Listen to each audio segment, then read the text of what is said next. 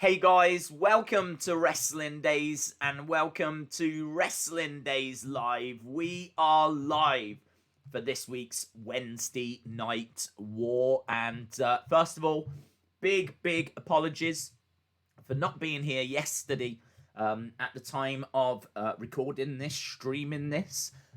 We had a bit of technical difficulties yesterday. My internet was down to 1 bar. I had literally 1 bar of signal. Seems to have been a problem in this area, and thankfully that now seems to be resolved. It's not something that we have problems with all that often, if ever, really. Yeah, just one of those things. So, I mean, I gotta be honest, I was really pleased it didn't happen during like a Raw or a SmackDown or something. Like, if it's gonna happen, a Tuesday is the best day for it to happen, but still frustrating. I had the stream set up and everything ready to go, so it is what it is, you know. But everything looks fine for tonight. In fact, everything looks great for tonight because we have got some big shows. Of course, we're coming out of Takeover 31, so there's going to be a lot of talking points there. And as well as that, we've also got 30 years of Jericho.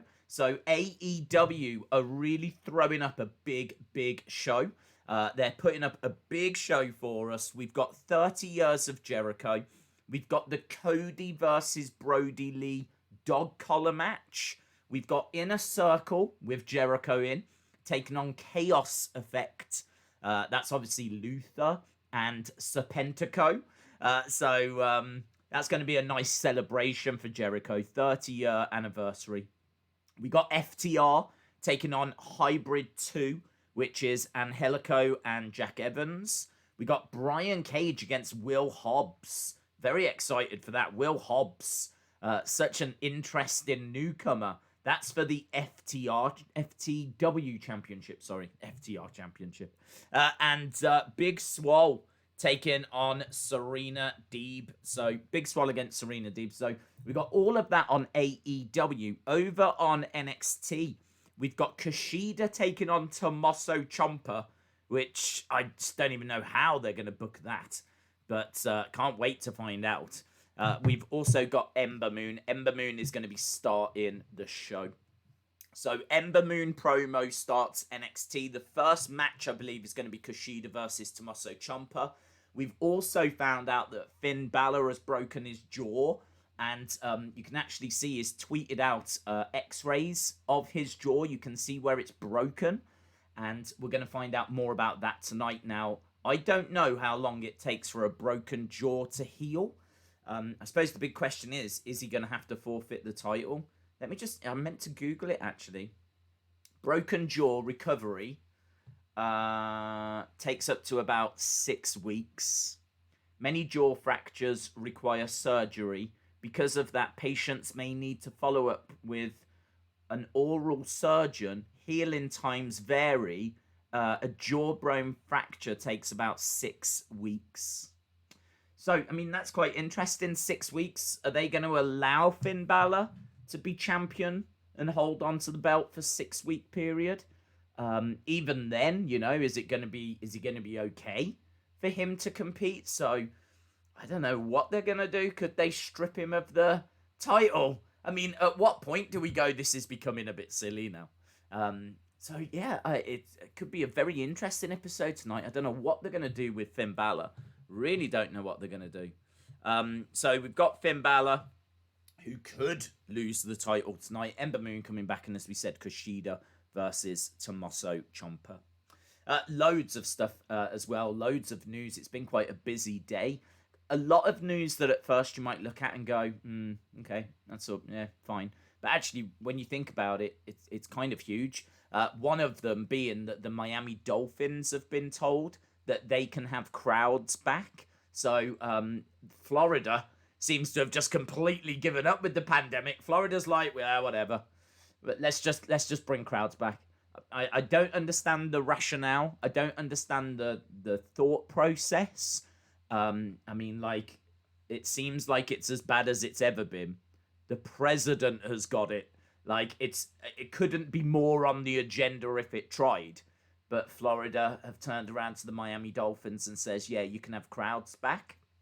That now means that Vince is very hopeful that if he moves WrestleMania to Florida, I mean, by the time we get into, if they're allowing crowds back now, then by the time that we get to WrestleMania, it should be full capacity.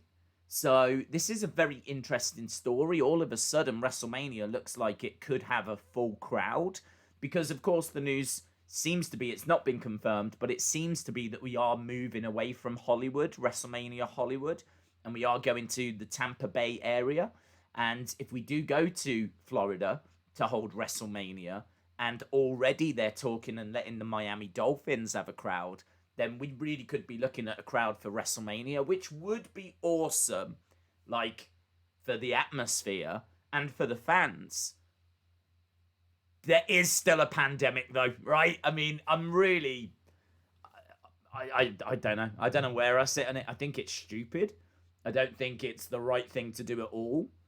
But from an atmosphere point, I mean, like, in my head, I'm thinking if there's any way that they can keep people safe, then brilliant. But there's not, is there? I mean, there's not. How are you going to fill a stadium full of 60-odd thousand people and keep everyone socially distant and safe? And it doesn't make much sense to me, if I'm being honest. It really doesn't make much sense. But at least this is still a good few months down the road. I mean, obviously, we don't know where the pandemic will be by then. But, yeah, Florida just seemingly losing its mind. Hayden Garrett says, glad that you're back. I enjoyed my day off yesterday. Also, I watched the UWM Prime Time on my phone for the first time. It was a very interesting show, says Hayden. Well, shout out to you, Hayden. Glad that you still enjoyed watching the show. I didn't get a chance to see it myself, so... I can't comment. I literally had no internet last night. I couldn't even stream the show. So I managed to catch up on like results today.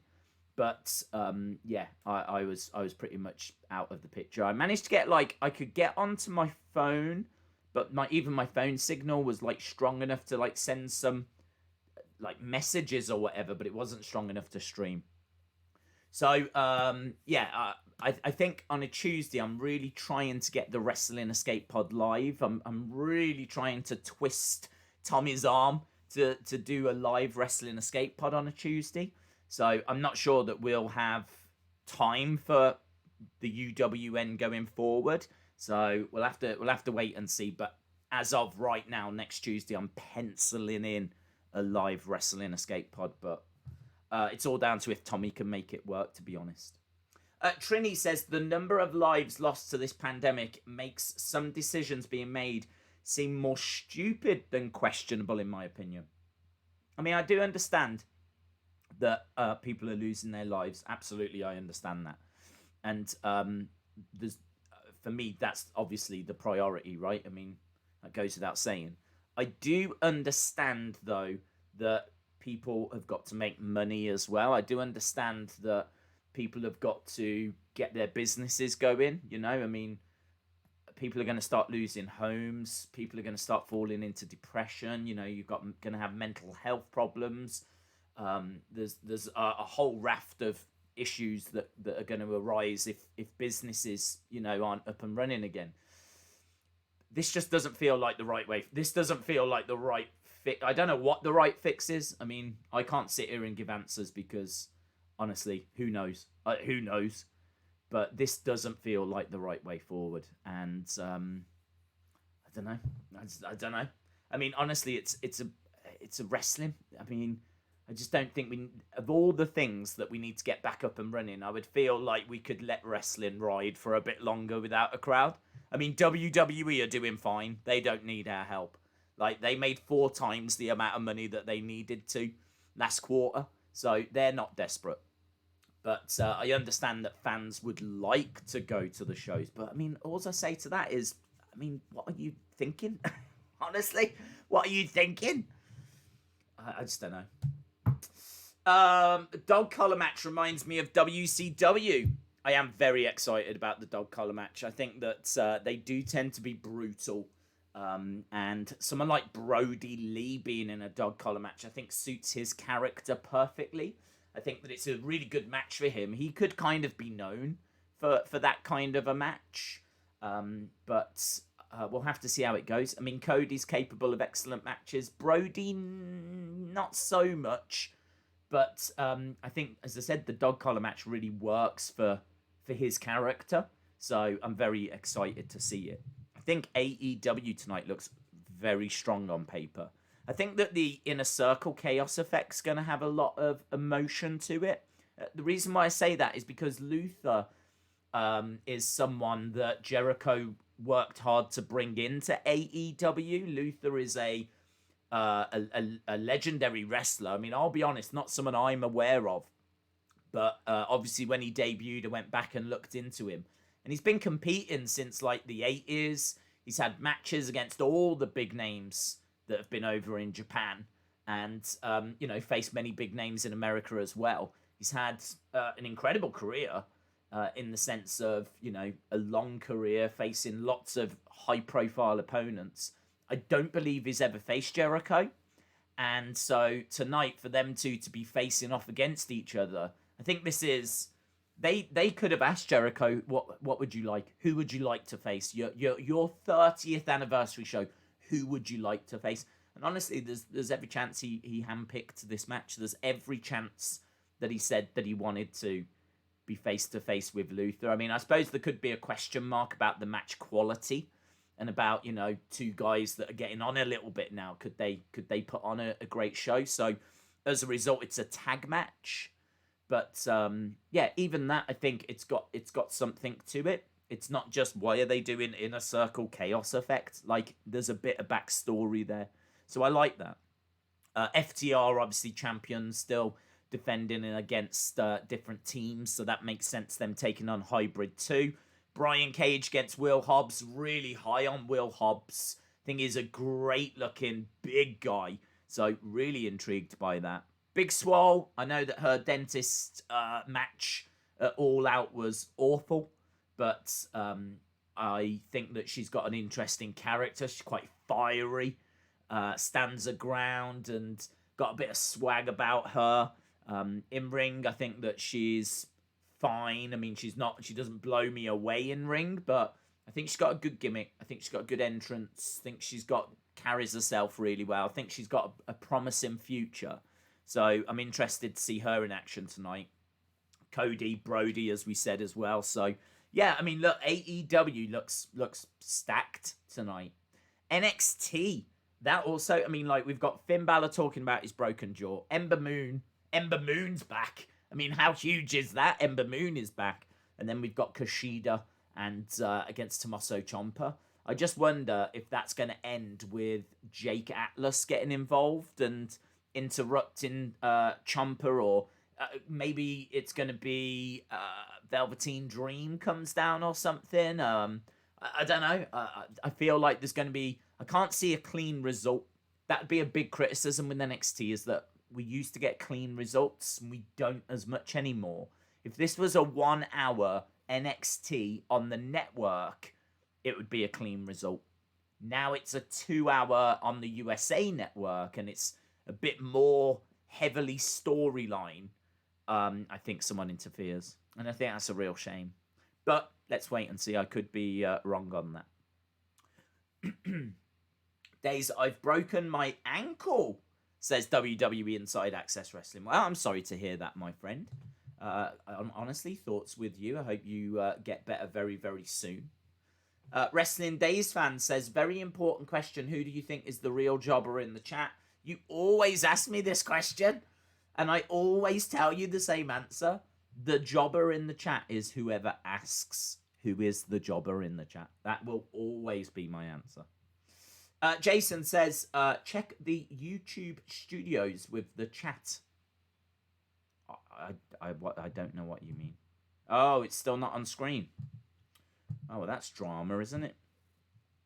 Okay. I mean, I've got it behind the scenes. We are having nightmares with YouTube at the moment. And I honestly don't know, because we didn't have it the other day. I had to go into it and like do it a different way. And honestly, that was a bit of a nightmare. Okay, well, we might not have the chat again. I don't know. If you like wrestling, how can you not watch Jericho's anniversary Dynamite? Well, I don't know. I mean, some people prefer NXT and the way that they present that product. So, I think everyone will have respect for Jericho, and I would imagine a lot of people will check out the Jericho segment in particular. I should imagine it'll do good ratings. I mean, they're going to win the ratings tonight. I don't think there's any denying that. It'll be interesting actually, because obviously NXT is coming out of Takeover 31, so it's going to have a bit of a bump. But did it really end with a cliffhanger?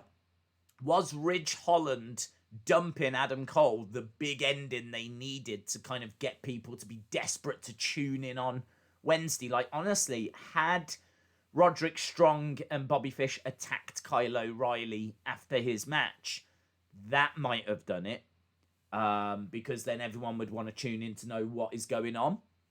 I don't know that really that cliffhanger of Ridge Holland attacking Adam Cole, or seemingly attacking Adam Cole, is going to have the cliffhanger, that's going to really bring people in. So I will have to see. My gut feeling is AEW win the ratings. But I do still expect NXT to put on a very solid show tonight. I really do. I think tonight's going to be an excellent night. Y2J was my hero, and then he shoved me when I asked for an autograph. He shoved you when you asked for an autograph. Madness. Brent Lannin, shout out to you, says, Days, can you settle a debate? Would you put The Miz in an all-time best IC champions? Would I put The Miz in a list of the all-time best IC champions? Yes, I would. How many times has he been champ? I mean, like, when I think of the IC championship and I think in recent years, I do think that he is synonymous with the belt. Let me have a look and see how many times he's been champion. Because he just seems to hover around the mid-card. He's really interesting because he's not someone that they really pulled the trigger on and moved to that main event. He's been up there once around WrestleMania 27, but other than that, he has been. He's got this. He is ranked number 2 for combined reigns. So yes, yes, he's had 8 championship reigns, which is seemingly only second to Jericho. So when it comes to the number of Intercontinental Championship reigns, Miz is second to Jericho. When it comes to the amount of days that he's been Intercontinental Champion, he is only second to Pedro Morales. Pedro Morales was IC champ twice and held it for 619 days combined. Miz, 8 times champion, 597. He just needs another 23 days. If he becomes IC champ again, that's quite interesting, actually. If The Miz becomes IC champion once more and holds it for 30 days, holds it for just a month, right? He will be joint top number of reigns with Jericho, but he would be the combined longest reigning Intercontinental Champion. He will have held it the absolute most. So if you're talking about the IC belt, then I think you would have to include him in that. Those numbers are, amongst the best. Obviously you got the Honky Tonk Man as well, who held it once, but held it for 454 days. It was a legendary reign. He was a heel that did whatever he could to cheat and just keep the belt, but he kept the belt. They kept it on him for over a year. And he's ranked 4th with 1 reign. He's ranked 4th for the amount of days that he held it. So, very interesting. But no doubt. I said that I would regard him before, and then I saw those numbers, and I'm even more convinced now that I would regard him. Right, let me see if I can recopy this Streamlabs thing in. I'm not hopeful, but I'll see if it does any difference. Let's try and go back to the chat. Hope you're well anyway, Brent Lanning. Shout out to you, my friend. Wrestle with Andy. Hello, buddy. Says Days Miz is my favourite IC champion. James Chadwick says HBK and Razor, they were great IC champs as well. Do you think we'll see another MJF Jericho moment tonight, asks Daniel. Yeah, I do. I feel like we are building towards something between them.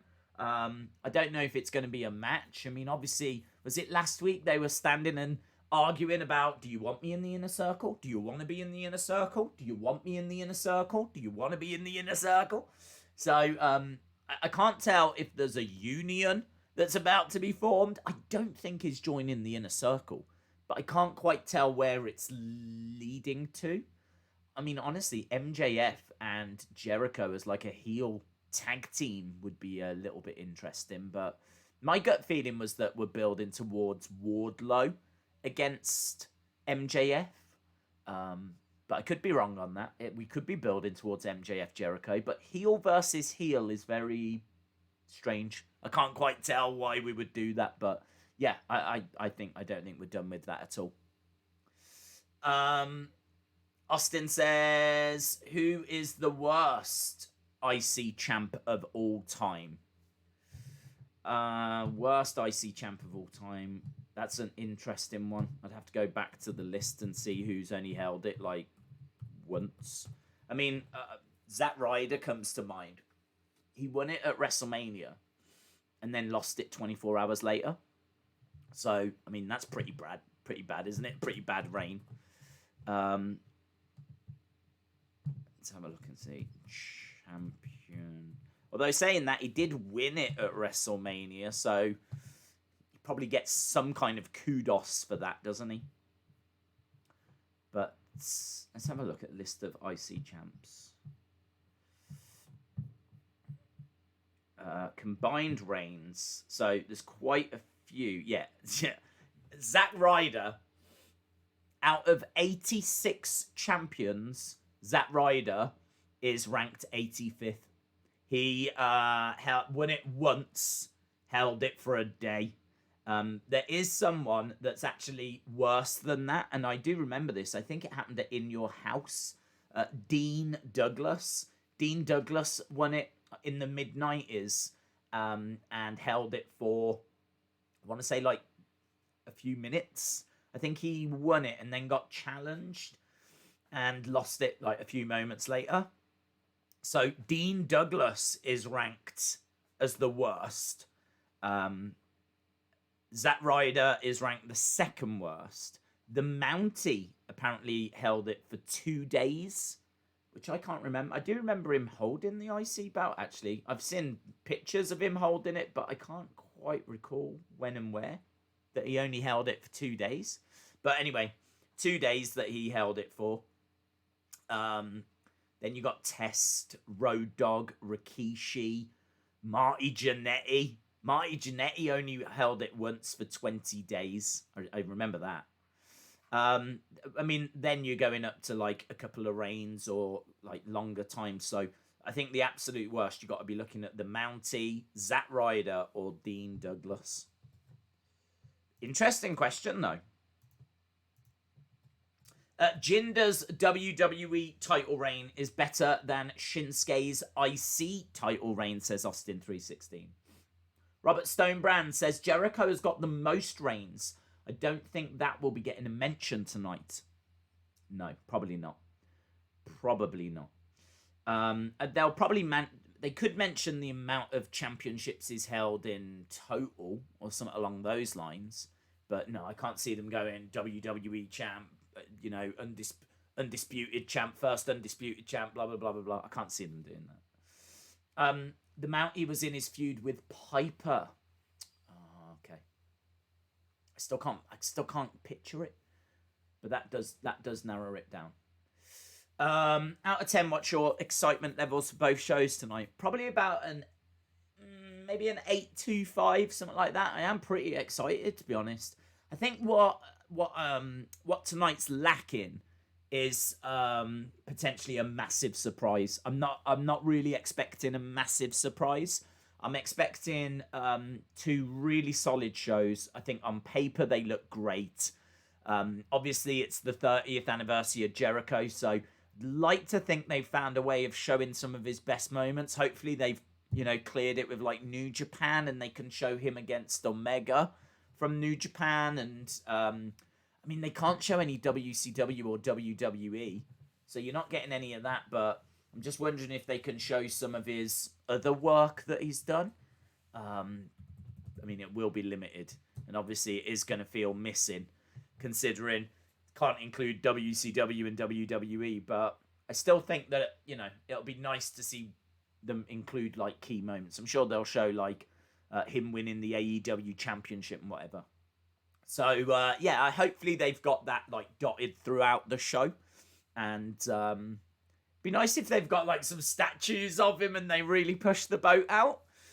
So talking of that, Kurt Angle's going to be on the Jericho cruise. I don't know if you heard that news, but I thought that was very interesting. Kurt Angle, obviously released by WWE, was under, I don't know if it was a Legends contract or what he was under, but he was one of the people that was kind of let go earlier this year with all those kind of furloughs and everything. And now he's signed up for the Jericho cruise.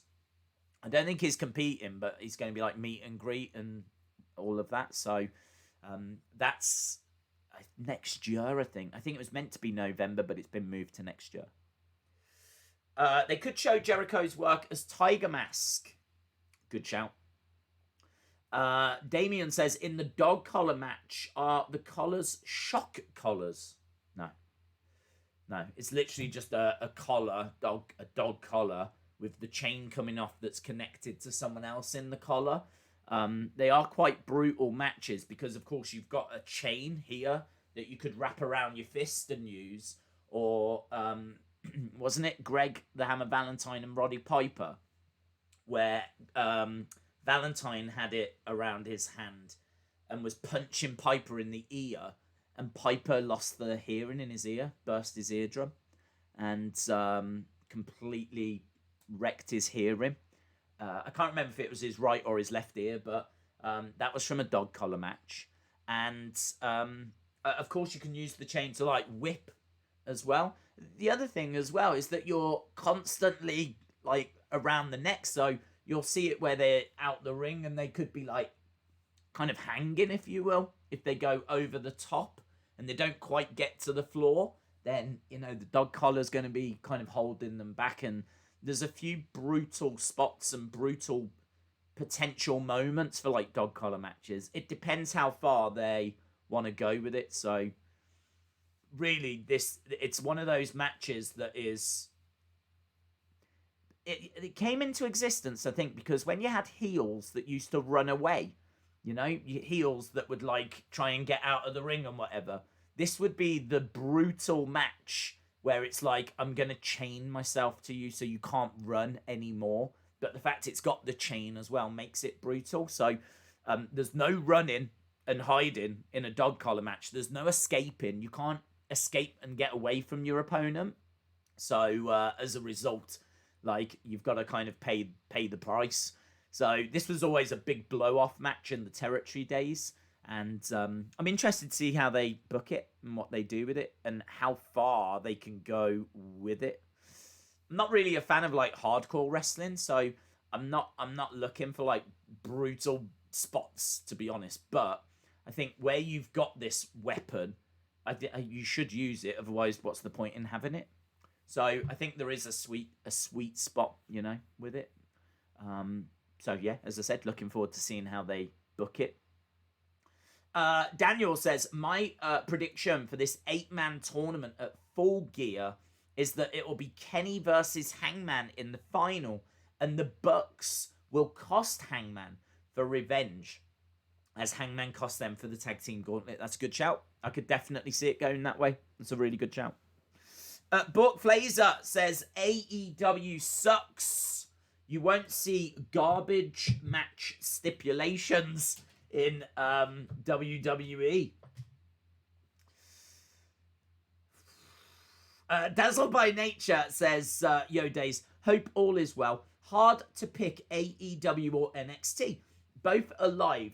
Have you heard the new AC/DC song? It's badass. I haven't. No, I didn't even know there was a new one out, to be honest. I obviously saw the news about Van Halen, which was awful. I'm straight up honest, though. I was never a fan.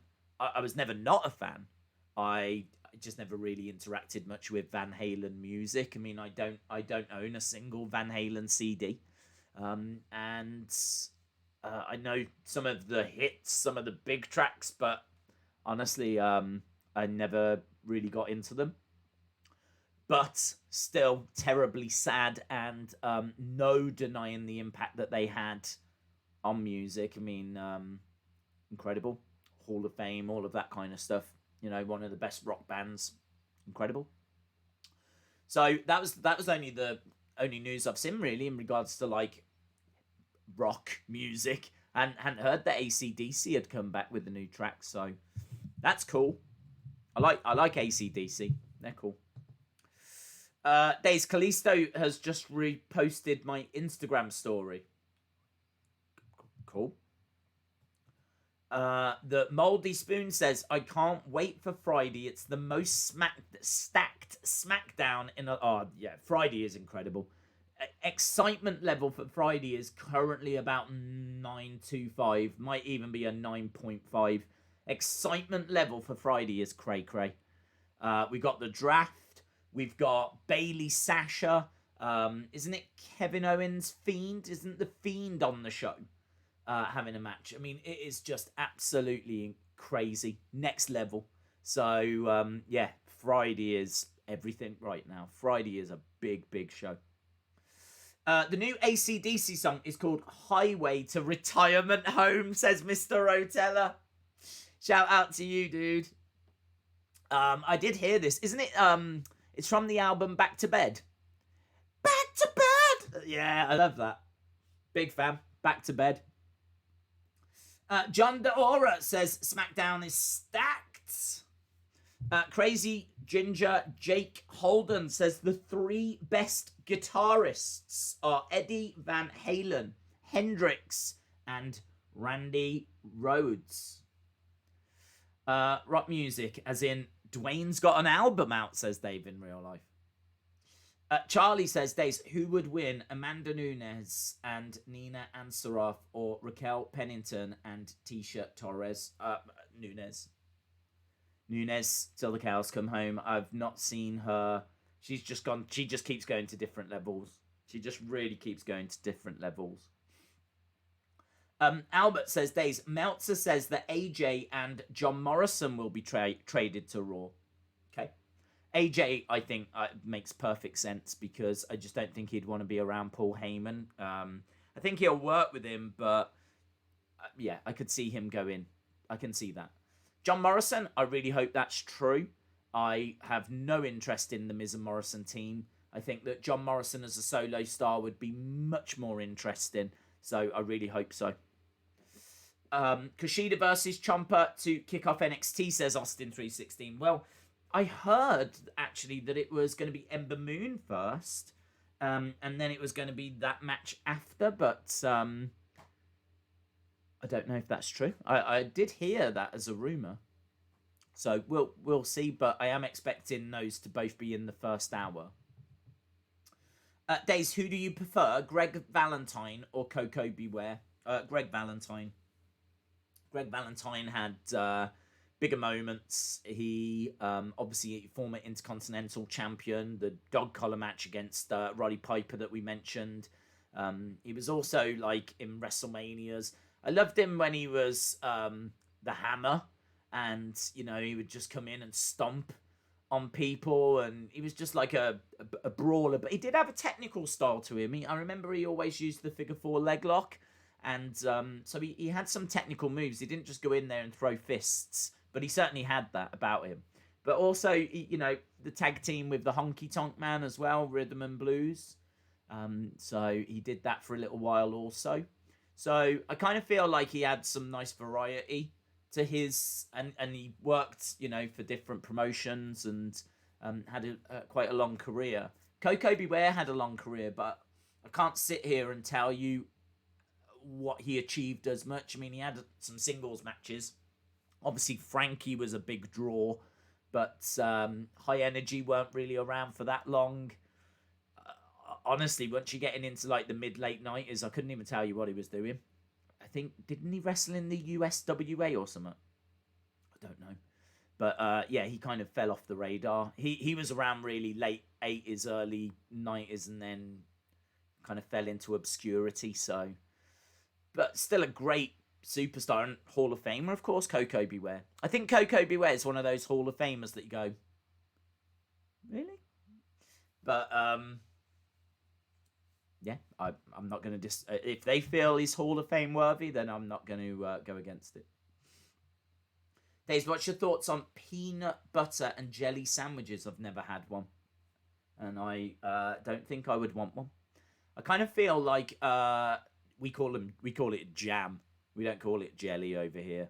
Jelly is the wobbly stuff. So yeah, it's peanut butter and jam sandwiches really. For me, I've never had it, so I can't really comment. I know it's very popular. Peanut butter on like toast sounds great. Jam on toast are obviously awesome. But putting the both together on a sandwich does seem a bit strange. So, but I can't comment because I've never had it. Why does AJ hate Paul Heyman? Asks David Connolly. Apparently, obviously Gallows and Anderson left, were driven out really. And AJ asked around as to why that had happened, why they'd been let go. And he was told it was because Paul Heyman didn't see anything in them and didn't want them around. So he blames Paul Heyman for Gallows and Anderson leaving WWE. Heyman denies it. But I think like he asked Vince or someone asked Vince and Vince said that, you know, Heyman was the one that requested it basically. I mean, ultimately it's Vince's fault. Vince is the one that okays it and everything. So really it's Vince's fault, but you can't really blame Vince because Vince is the boss, isn't he? It's easier to just blame Paul Heyman. So that's exactly what AJ does. AJ blames Paul Heyman for that. 23 minutes. We've got just over 20 minutes. Just over 20 minutes to go.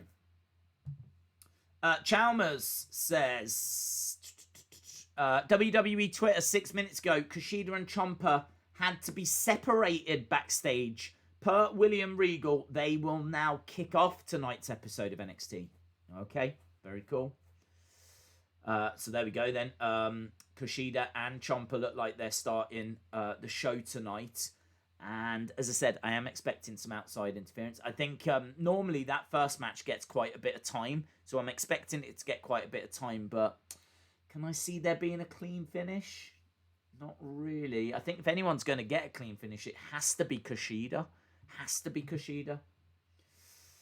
Who would you like to be on the other side of your dog collar? Linda McMahon. I can't stand peanut butter. Why does it make your mouth dry? And why does it coat every surface in your mouth for so long? Says Anadors. Anadors asking the big questions. Rusty Shackelford says peanut butter and marshmallow sandwich is what you need to try. It's funny you should say that. I mean, first of all, no.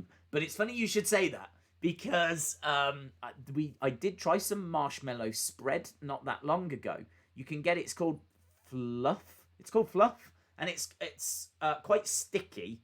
But it is like it's like melted marshmallow, and you can spread it onto toast and whatever. To be honest, I didn't use it that way. I used it on top of a hot chocolate, which was all right, but it was a bit difficult because it was really sticky. So I was struggling to actually get the hot chocolate through it. So and plus also it was everywhere. I was like a child, right? So that was a bit of an issue. I think it would work really great on ice cream. If you had some ice cream and you put this marshmallow spread, like got a spoon and put it on, I think that would work well. Or if you had like a piece of cake, cheesecake or something, and you put a little bit on, I could see it work. I don't work for them. I haven't got shares, by the way. But I'm just saying that it's out there. It's a product. I can get you 20 cases. If you are after 20 cases, I can get you a discount right? We're doing a special offer. I'm hearing there's a price crash. We've got a price crash. Woo, woo, woo, woo. Fluff has just gone down, everyone. I can do you. Not $2 a case. $1 a case. $1 a case. I'm hearing they're going quick now. We're down to... We've got 200 cases left. 200 cases left, guys. Breaking news coming in. So, no, I don't have shares. But, yeah, I did try that. But I can't imagine that with peanut butter on a sandwich. I can't imagine that. You see, bread to me, that's like lunch, yeah? You have it as a sandwich. You'd have, like, chicken or something on it, yeah? Why would you put something that you'd seemingly have with dessert?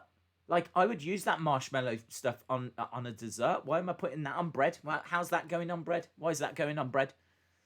Peanut butter, yeah, the jury's out on peanut butter. I don't really know where you use it. I don't really know why it's even a thing.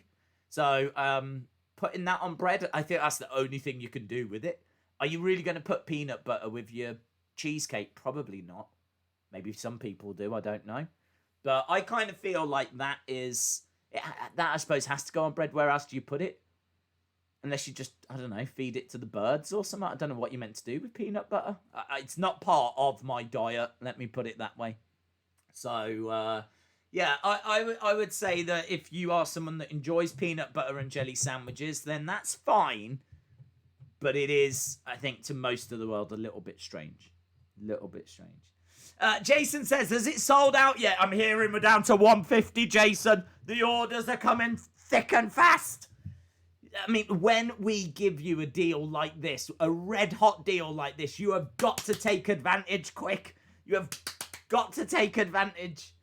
Because I just don't know where we're going to get supply of this at this price again. It's a now or never offer. I'm not here to put pressure on you, but this is the best deal you're going to see all year. That's all I'm going to say, right? I'm hearing we're down to about 80 cases now, so you can see it is going quick. It is going. Do you know who was really into QVC? Andre the Giant. Isn't that a fun fact? Apparently, Andre the Giant, because obviously it was very difficult for him to go out in public, because he'd just get mobbed. So, and obviously, you know, the size of him and everything. But he loved QVC. Apparently, I mean, in my mind, he was just constantly buying things off QVC. He must have some of the most wonderful gadgets in the world. If you went round his ranch, must just be loads of, like, cooking utensils and, just, I don't know, things that can pick up spiders. Have you seen them? Those, like, spider pickup things. They're quite good. So, yeah, Andre the Giant was a big fan. RJ Madma, shout out to you, my friend. Let's not go into a long food conversation like last time, says Creed. Official Wrestling Radio says, as somebody who has tried fluff on ice cream, I can confirm it does not work. It gets hard and is impossible to separate. Oh, really?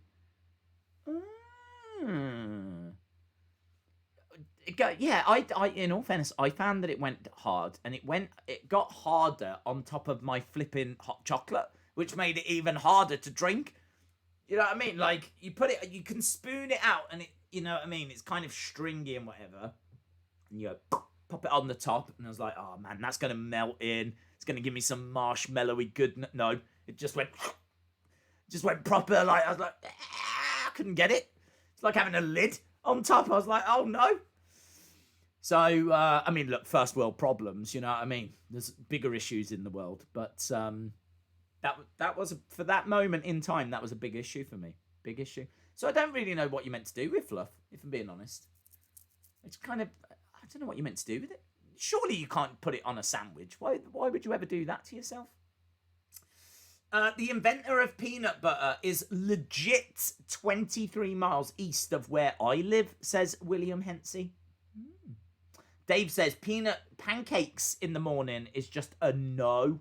That is a oh no, Dave, you're going to really start. I know for a fact that people love pancakes in the morning. You know, pancakes and syrup. It's classic America to me. That's all you guys have. Every breakfast in America, you lot are having pancakes with it, in my mind. You might be having your Captain Crunch, yeah, cereal, but there's pancakes on the side as well, yeah. It's just you have to do it. So in my mind, that's what happens in America. Days, have you heard that the Wickham striker Akim Fenwa had held talks with? Yes. I don't know. He's a big guy. I don't know where we're going to get with it. I mean, he's in his 40s now, so I don't know. I mean, he could be a good addition to NXT UK. I don't see him coming over to the US brand. I think he'd just be used for NXT UK to give that a bit of promotion. So, might not be a bad move for him or for NXT UK. It'd bring a bit of star power. I don't know if it would be star power. Notoriety. People know who he is. I suppose that's star power in a way, isn't it? Pancakes in the morning is the best way, says Austin316. Days, what are your thoughts on the 8 new Performance Center recruits? I was really hoping they were going to be Retribution, to be honest. NXT of today announced 8 new signees, or revealed 8 new signees they'd signed before. And it's the Evolve guys. It's Anthony Green, Joe Gacy, Brandy Lauren. It's the Evolve talent. So I really wanted some of those to be key. Didn't need to be the leader or leaders, but I wanted them to be key Retribution members. I just thought it'd be really exciting to have Joe Gacy on the main roster. I mean, imagine Joe Gacy taking on Drew Gulak, or taking on Cesaro, or taking on, Daniel Bryan, McIntyre, Ziggler, whoever. We don't know what those matches would look like because we haven't seen much of Joe Gacy. But the thing is, it's turned out, I suppose in a way you've got that intrigue with Dio Maddin, because we haven't seen much of Dio Maddin. But I kind of know what to expect from a T-bar match. I mean, I know Dominik Dijakovic, not personally, but I've seen enough of his matches. Same with Mia Yim. You know what I mean? I know what a Mia Yim match is going to look like, so I'm kind of less intrigued. I suppose I still am intrigued, but I would have been more interested if they'd just called up a load of unknowns, That would have interested me a lot more. So, a little bit disappointed that they're just going to the Performance Center, but it is what it is.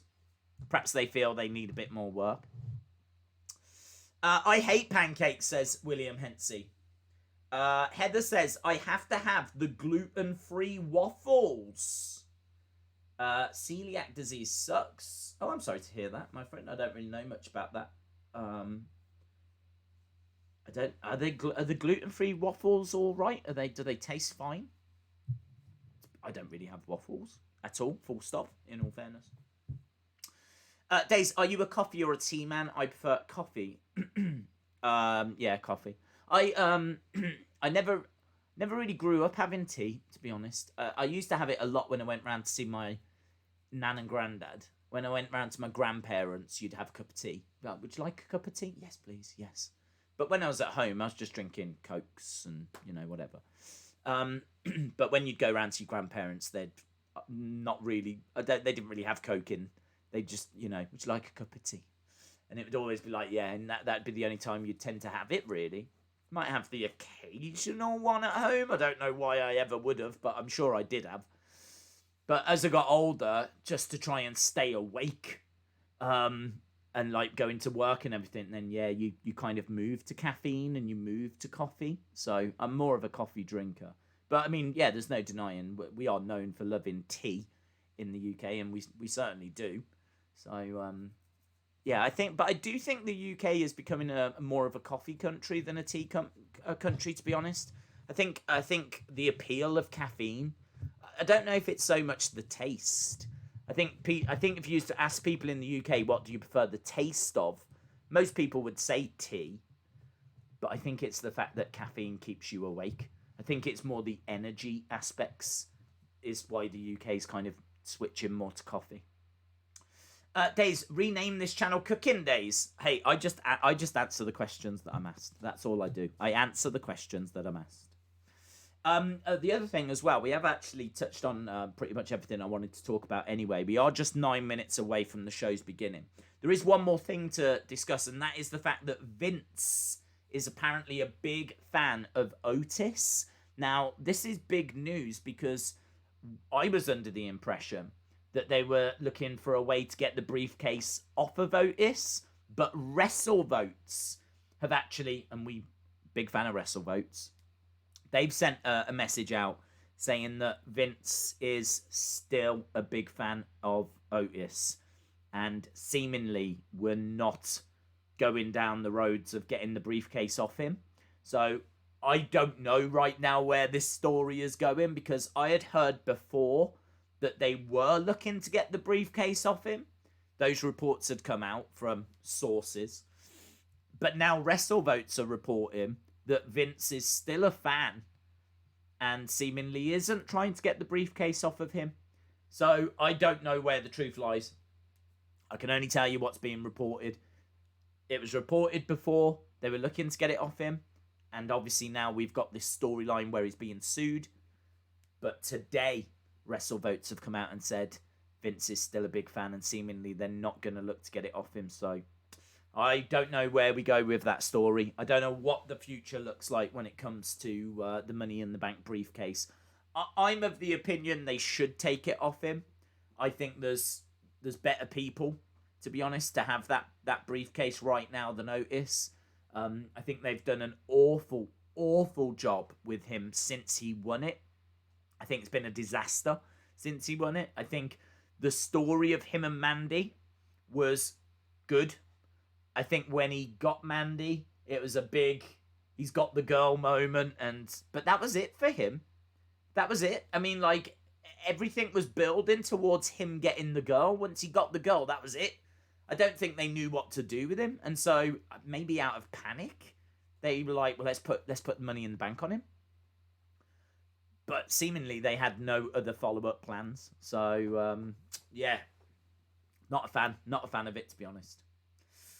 If you hate pumpkin pie, you are evil, says Gyro Lamb. I've never tried it, so I can't comment on it. I think we have it here. I think if you go to the supermarkets, you would find them on the shelves. But I certainly don't remember it being a thing as I was growing up. It certainly wasn't like, oh, it's Halloween, are we going to have pumpkin pie? That was never a thing.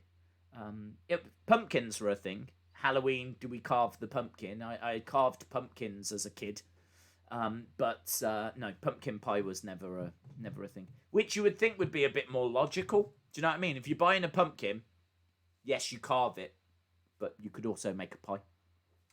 But we're stupid here. William Hensey says, I drink coffee all day. Without coffee, I am sleeping or walking like a zombie looking for coffee. John says, what would you think if AJ went to NXT? I would think, wow, that's big for NXT. That would be my exact thought. Monica says, agreed. So many people would have been great with that Money in the Bank contract. Otis, in my opinion, got this chance too early. Joseph says, Otis loses the briefcase to The Miz, who cashes in on McIntyre at the Rumble, and a returning Daniel Bryan finally wins the Rumble. And then we get Miz Daniel Bryan at WrestleMania. Official Wrestling Radio says, I hope we see more of Brianna Brandy. I know she was on Raw Underground, but she was also not a part of the new signees. Was that the woman that snatched the microphone and was just all of a sudden just some kind of an announcer? She just, like, grabbed it and she was like, right, I'm here with Braun Strowman. She was, if it is her, she was weird. She was strange. And then they went back and Shane was like, you did such a good job last time. Here you go, do it again. And when they went back the next time, they made it so she was rubbish. She was like, and Shane went, I'll take it from here. I was like, what? I don't understand. Well, how are they using this woman? So I found, if it is her, I found it to be very strange and it left me very confused and upset. I went as Sloth from the Goonies. Oh, okay. You're talking about your Halloween costumes. I'm going to go as someone from WWE Creative. That's my Halloween costume this year. Because is there anything scarier? That's the question. Daves, you missed my chat. Have you got a Smiths catalogue? No, because I haven't been to Smiths. Could you imagine if I had? Imagine if I went to Smiths and I had a Smiths catalogue and I just decided not to do a toy hunt. Honestly, the uproar. It just wouldn't even bear thinking about. So, no, I've not been to Smiths. Legends Eddie is hitting stores in America even before pre-orders, says Miss Clown 1. Days, what are the prediction results for AEW Dark? Yes, I do have that. So obviously we've got a members-only predictions game. And this week it was a draw. So we had a triple threat playoff for who was going to be the champion. And I don't have the results to hand. I do know them off the top of my head, but I don't actually have them to hand. But I might as well announce it here. Here they are. Many congratulations to LSW. You are the new predictions game champion. I can tell you that LSW got 11 out of 11. Got every prediction correct. Second was WWE Freak Official. Just got one result incorrect. And then third was Future Compilations. Got 2 incorrect. So LSW, you are the new predictions game champion. Many congratulations. I've got a Smith's catalogue, says Roy Rees. Shout out to you. We are just a few moments away. The countdown clock says 1 minute 53. Congratulations, LSW. So if you are just joining us, why? You know we start an hour before, and it's not acceptable. But also, let's do a quick preview. AEW, 30 years of Chris Jericho. We're celebrating that tonight. We've got Cody versus Brodie Lee dog collar match for the TNT Championship. We got Inner Circle taking on Chaos Effect. We got FTR taking on Hybrid 2. We've got Brian Cage taking on Will Hobbs for the FTW Championship. And we got Big Swole taking on Serena Deeb. Over on NXT, we got Kushida versus Tommaso Ciampa, Ember Moon promo, and apparently we're going to hear from Finn Balor because he's got a boo-boo on his jaw. And by boo-boo, I mean he completely messed it up and it's broken. So we're going to have to wait and see what's happening with him and potentially the championship. There's been no news about the championship, but just a quick Google search says that it takes 6 weeks for a fractured jaw to heal. So the NXT going to be all right with that? Him being out of action for 6 weeks? Or are we going to have to... Is he going to have to relinquish that championship? Don't know. Members live stream tomorrow. Yes, there is. And actually, I don't even know what it is. Dub Club need to tell us what we're watching. They might have already told us, actually. I haven't had a chance to check emails today. But so, yeah, we are watching something for an hour tomorrow. Wrestling related on the members stream. Dub Club are choosing it. But I don't know what it is yet. So, Dub Club, if you are watching, hopefully you've had a thought, a think. And just drop me an email. Right, we've got the same intro, I believe. The Capital Wrestling Corporation, the Capital Wrestling Center. Of course, we are coming from the Capital Wrestling Center tonight. Over on AEW, we've got superstars talking about Jericho. And there's some images of his past. And obviously over on NXT, we're having a look at what happened at NXT Takeover 31. A fantastic show. We gave it 9 out of 10. Really, really solid showing. Every match delivered. None of the matches were a chore to sit through or dragged or And there was some really good moments in there. And that main event, hard hitting. And a few surprises as well. Toni Storm and, of course, Ember Moon. Former NXT Women's Champ. Is there anything announced for NXT tonight? Yeah, Kushida versus Tommaso Ciampa. Ember Moon promo and Finn Balor promo. Again, just showing us a little video package of the superstars talking about Jericho. Chris Jericho, 30th anniversary. Are they going to bring him out first, or? An amazing night for Chris Jericho, says JR. Oh, it's great, man. I love that, the graphics on the side of Vince's dad and Bruno, and there's Vince as well. The Capitol Wrestling Center graphic on the big screen on the side. And look at this entrance for Tommaso Ciampa. Honestly, this venue is so impressive. So impressive. That definitely influenced the score from Sunday. Okay, Ciampa versus Kushida. What a match to start us off with. Tonight, Jericho and Jake Hager taking on Luther and Serpentico.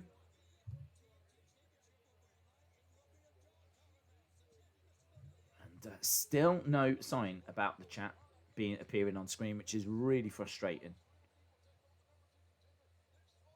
Kushida making his entrance. We were denied Kushida's entrance at the weekend, weren't we? We never saw it because he actually came running down.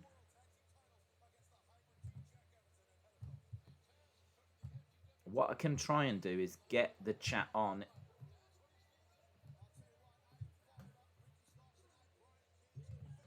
They're just running through on AEW what we're going to be seeing tonight. Kushida's making his way down on NXT.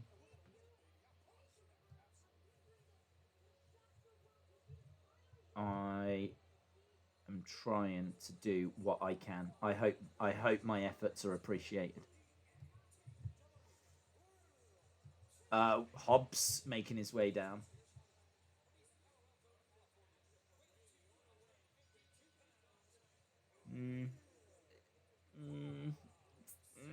It's okay.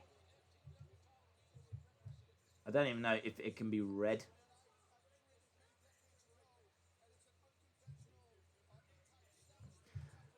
Right, we are underway with Kushida and Tommaso. Will Hobbs making his way down. This is going to be for the FTW Championship. Really excited to see Will Hobbs.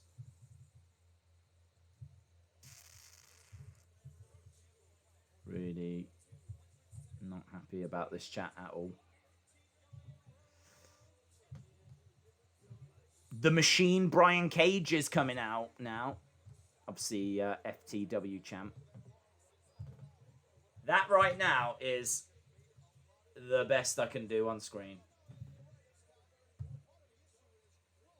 Which is awful. Even I'll admit that's awful. But it's better than nothing. Right, in the corner is Ciampa and pulling on the arm. Kushida is wrestling once again in jeans, which looks really cool. I like Kushida in jeans. I liked his attire that he had before. I thought it was classy, crisp. The white kind of... they were like boxing shorts, weren't they, really? I liked those. But I think for this kind of more gritty, edgy product, where you've got the chain link fence and everything, I think him wrestling in jeans looks right. Nice drop kick by Tommaso. Lovely look at that handstand. I've got to be honest, if you're going to do a move like that, if you're going to do a springboard handstand kind of flip back into a back elbow, then you are going to leave yourself open to being basement drop kicked. And I really like the fact that we've seen someone do that. I would love, actually, to see Tommaso really kind of show up some of these aerial high-flying specialists. You know, the people that like flip all over the place. If you're going to do a move like that, I'm going to basement drop kick you in the face. If you're going to come off the top, then I'm going to drop kick you as you're midair. Like, really throw in some counters to this high-flying attack that's seemingly in every match. I'd love it if someone could come up with, you know, a way of countering, like, the suicide dive. If someone's going to do a suicide dive, uppercut them as they come through the ropes, or step to the side or something. I don't know. There's too many suicide dives in wrestling. I would do something to make people think twice about even attempting a suicide dive. Don't bother doing a suicide dive on me, because you will end up getting hit with an uppercut, or you'll end up eating barricade. Right, Hobbs versus Brian Cage. But yeah, did like that from Tommaso. Just giving Kushida something to think about. I still worry, though, that the fact that the screens aren't a little bit lower, it does still feel kind of like a black void a little bit. Like, the top part of the screen, you can see people, but when you're on the hard cam, there's a big strip of black in the middle of the screen. I wish they would have, as I said, had the Thunderdome screen come down a little lower. Or what the other thing that you could have done was just have like a raised platform for people to stand on behind and have 2 rows of people. I saw as well, actually, there could be some real fans in attendance. There was something that got sent out. I saw an email that was doing the rounds on Twitter where people were being asked, you know, thank you for supporting NXT.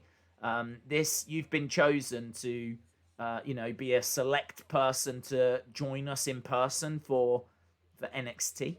You and 6 friends can come and join us. I don't know if it's for this week or if it's next week, but I think they are looking at bringing some people in. We have seen that before. There have been actual people in the crowd when Raw and SmackDown was at the Performance Center. Nice standing moonsault by Brian Cage. Headlock by Tommaso Ciampa. Both of these matches are going to go for a little while.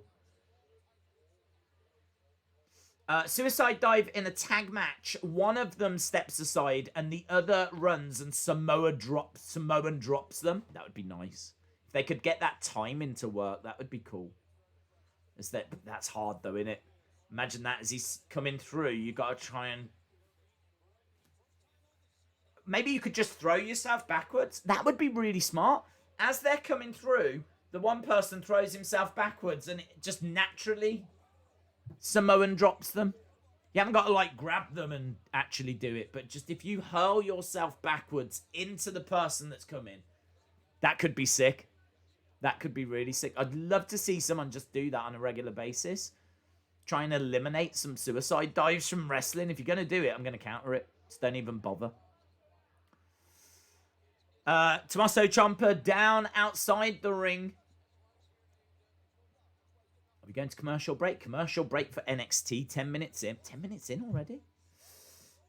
Imagine those first people not being wrestling fans. Just odd people pulled in off the street, says William Hensey. Wrestling Days fan says, come on, Kushida. DeAndre says, did you see what I tweeted? If I didn't like it, then there's a chance I didn't. I'm really not on Twitter as much anymore.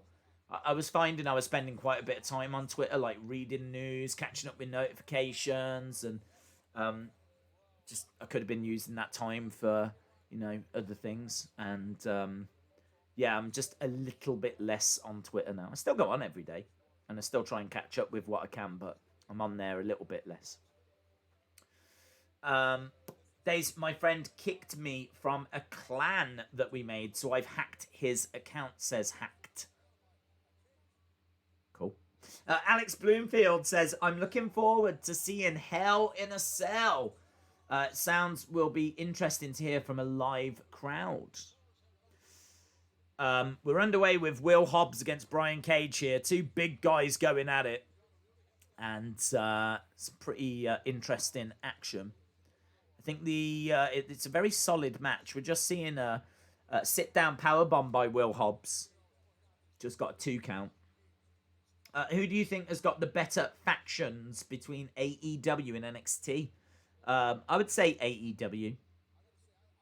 I think they've got Inner Circle, which is pretty decent. I think they've got Dark Order, which I'm not a big fan of.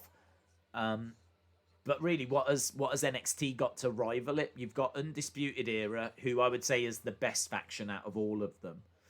And then you've got, Legado del Fantasma? I mean, that's about it, isn't it? Whereas you did have the Elite. You did have Dark Order. You had Inner Circle. 1, 2. Oh, shoulder up. Shoulder up by Will Hobbs.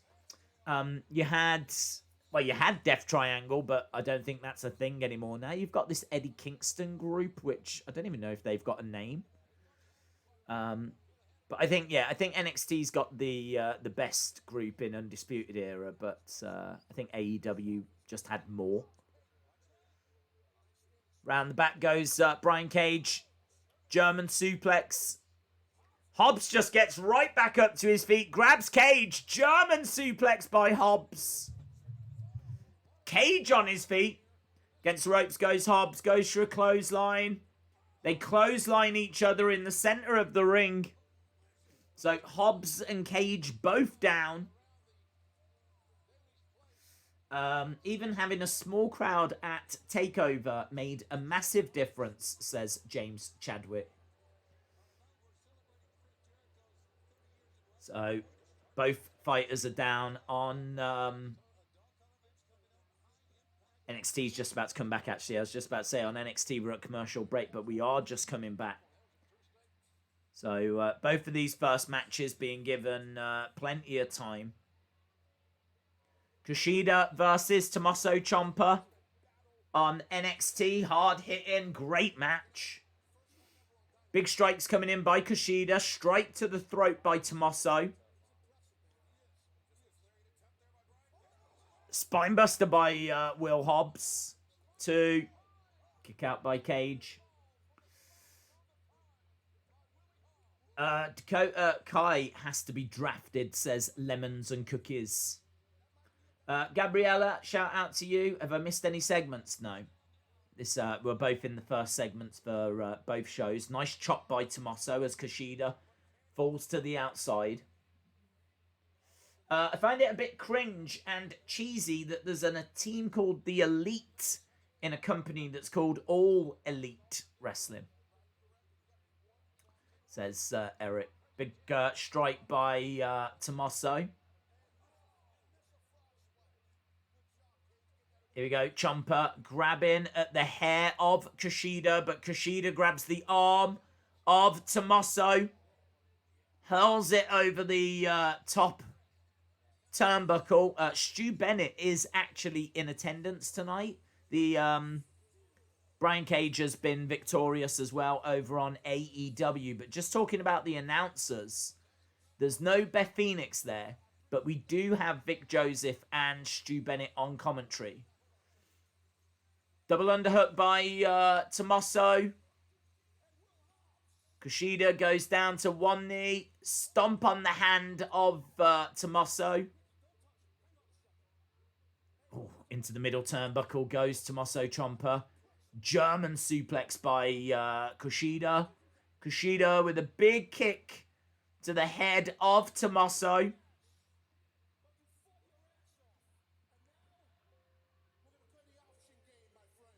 Okay. Taz is talking to Will Hobbs.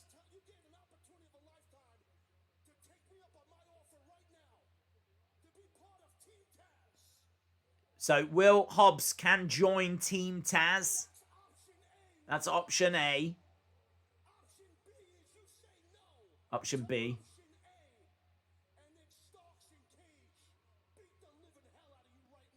So Taz saying to Will Hobbs, do you want to join us? Or am I going to unleash these two on you? But Darby Allin has come out.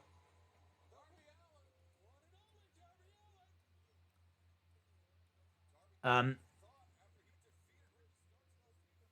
so Darby Allin's come out. Ricky Starks slowly walking away. Over on NXT, big strike by Tommaso. These two are still going at it.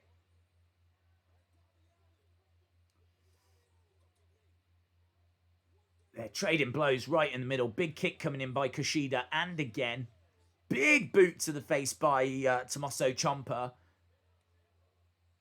Ciampa, lovely suplex. Goes for a cover. 2. Shoulder up by Kushida.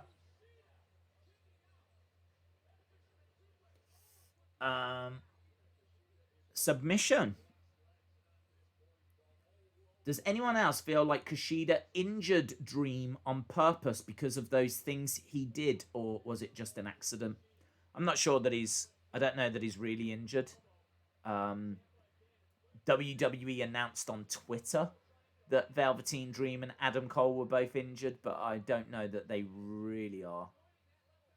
Big strike by Ciampa. We just saw Slash on AEW saying a few words about Jericho. Dennis Miller as well. Big kicks coming in. Tanahashi? They've got Tanahashi saying a few words. With the New Japan logo behind him. Ted Irvin. Which is his dad. Wow, I can't believe they got Tanahashi.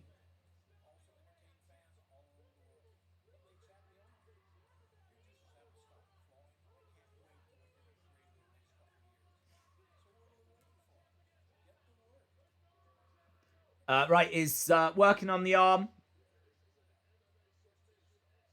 Kimura, here's the Dream. Dream with a cast. He comes crashing down. He's accidentally crashed into Tommaso.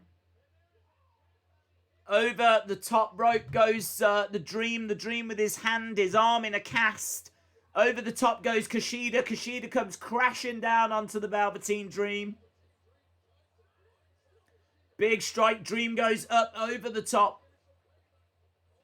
Wow, this hasn't gone well for the Dream at all, has it? Tommaso is down in the ring. AEW goes to commercial.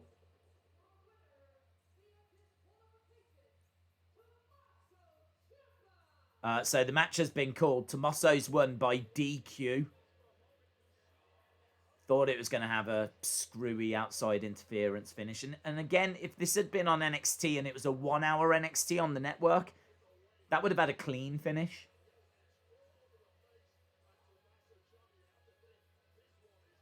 I think that hurts the show. They have a great match, but you go into it not expecting a clean finish. And that's a real shame. Ember Moon. Next. Was Dream dressed as The Undertaker? I don't think so. He was all in black. See Wrestling, shout out to you. I kind of like the Dream, says Baby Bra. Right, both shows at commercial break. I think both first matches were good. I prefer AEW's clean win for Brian Cage. Ricky Starks coming out after, and I think that's both matches though about the same. In all fairness, I thought both matches were about the same. But I think we saw there what a Kushida Tommaso Ciampa takeover match could look like, and no surprises, it would be awesome. So hopefully we do get that for real one day in the future. But yeah, I'm shocked at seeing Tanahashi on AEW. Really didn't expect that. That's cool. I mean, that says to me that there's some kind of relationship there. Ember coming up next, says LSW. Liv is meh, says Creed. Easy way to transition into a 3-way, says Jeremy. Okay, AEW is back. Let's see what we've got coming up next. Seeing Lance Archer.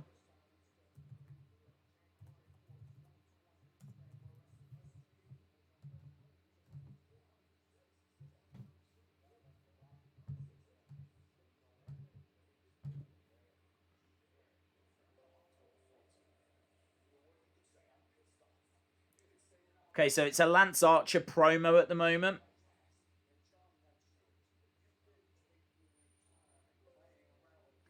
Kushida was just being aggressive, says Eric. What's the point of Dream to wear a cast if he's legit gonna slam his arms on the floor to try and escape from Kushida? Like, what the heck was that? Was he trying to swim away, says Gabriella. Congrats on Y2J on his 30 years. Unfortunately, some of his best highlights can't be played on AEW. Wow. The majority, yeah. Classic WWE 2K matches. Is this Hybrid 2? It is. 20-minute time limit.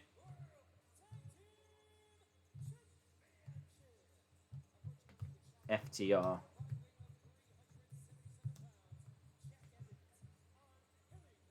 So, Jack Evans and Angelico taking on FTR for the championships on AEW right now.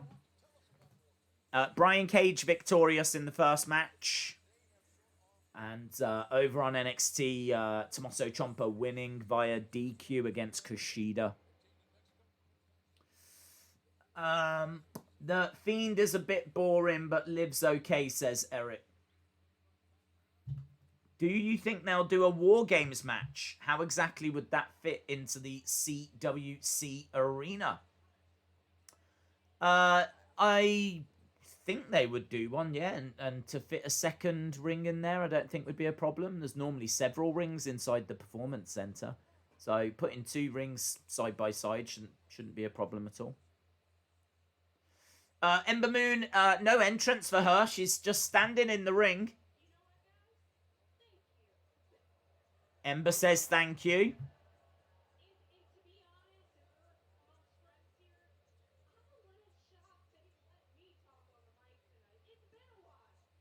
I'm a little bit shocked they're letting me talk on the mic. She's coming across as a face. She's coming across as really friendly, just happy to be there, laughing.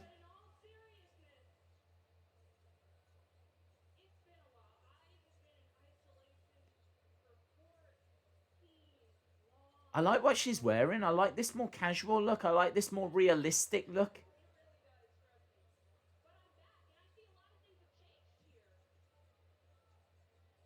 Well, I say realistic. She's still got kind of crazy... I don't know what you call it. It's like a jacket, like a waistcoat.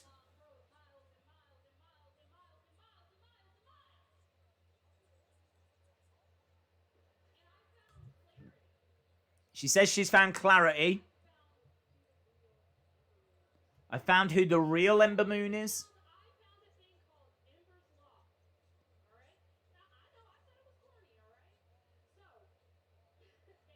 She is being presented completely different than how she was before.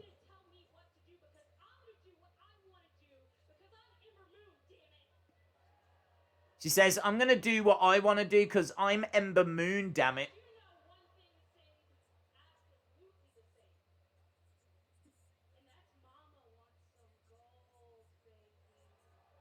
Mama wants some gold, baby. Baby. Here's EO.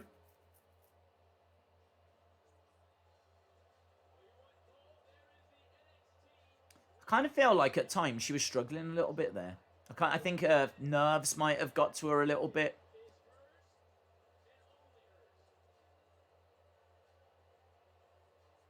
Here's someone that doesn't struggle.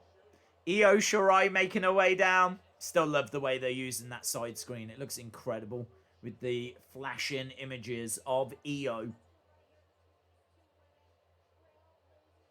I mean, look at these two. What a match that'll be. Do you like Ember Moon? Loving Ember's new look and attitudes. Yeah, I'm hoping that she'll wrestle in something similar.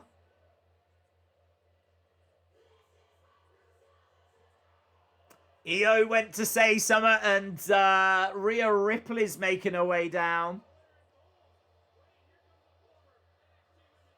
I mean, look at the 3 women they're going to have in the ring there. Io Shirai, Ember Moon, Rhea Ripley. You can bring out Candice LeRae as well. You can bring out Dakota Kai. You can bring out Raquel Gonzalez. You can bring out Shotzi Blackheart. In fact, they have brought out Raquel Gonzalez. They have brought out Dakota Kai. They're beating up on Rhea Ripley. There's a brawl happening outside the ring. But what this is showing is just how strong their women's division is. They might have the strongest women's division in wrestling right now. NXT's women's division might be the best it's ever been.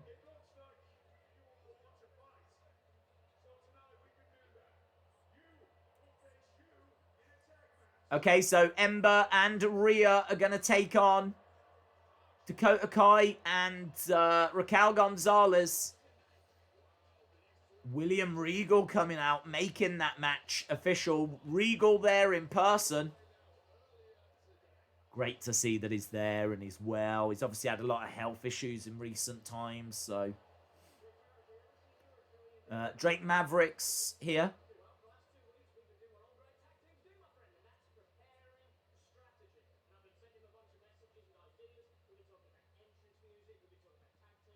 Here's Drake Maverick. Seems like he's in a team with Killian Dane.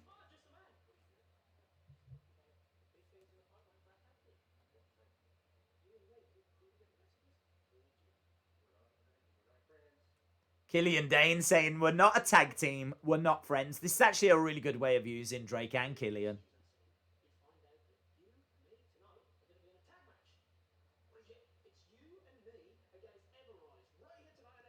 So it's going to be Killian Dane and Drake Maverick taking on Everrise.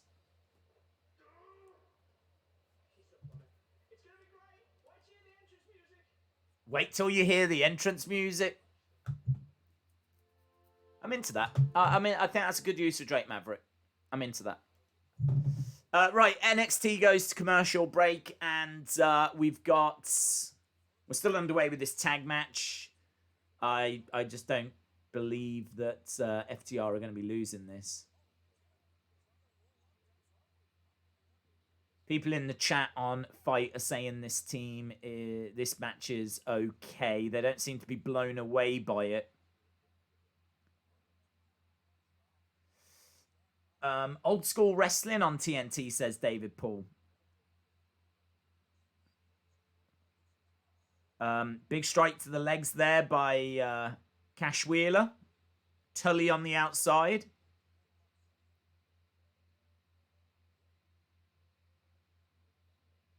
People are saying that Hybrid 2 are just a job team. Why are they still in this match?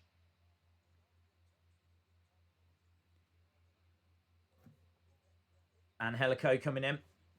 I'm mad. They gave us 3-week build-up of someone who was going to be a mini melee, but Ember Moon had been gone forever. You bring her back out the blue and throw her on NXT instead of the main roster, says Jonathan. Can someone tell me what the opening to NXT was, says Brodie. Yeah, the opening to NXT was a match between Ciampa and Kushida, and it was perfectly serviceable. It was a good match at times. Ended in DQ for a DQ win for Tommaso. FTR trying to stop Evans from making the tag to Angelico. Ember Moon had no entrance. I hate that, says Wrestling Days fan. Yeah, that's fair. I wonder if it's because they're repackaging her. I wonder if it's because they're going to show you her entrance later and it's going to be different. Perhaps they didn't want to reveal it now. Don't know. Evans trying to go over to the corner and make the tag to Angelico. Lovely slide there by Dax. But Inzaguri by Evans. That does annoy me with AEW. Why not just give people dominant wins? Not every match has got to be super competitive. It's a good point. It's a good point. Nice dragon screw there. And again, sitting back, single leg Boston Crab on Evans. Evans trying to get over to the ropes. He's got Tully right in front of him. And Evans gets to the ropes.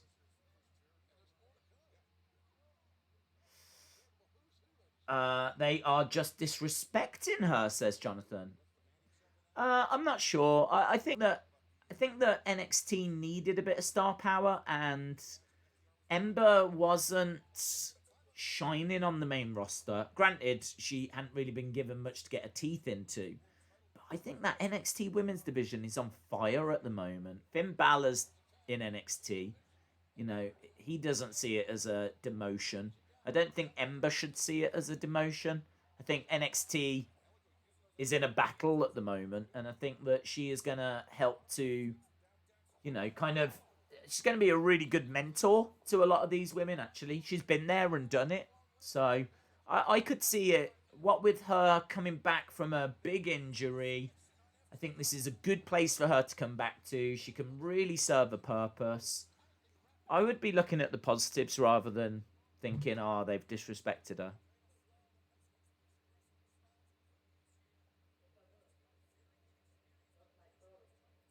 EO says, this isn't my problem. Not my problem. This is my problem.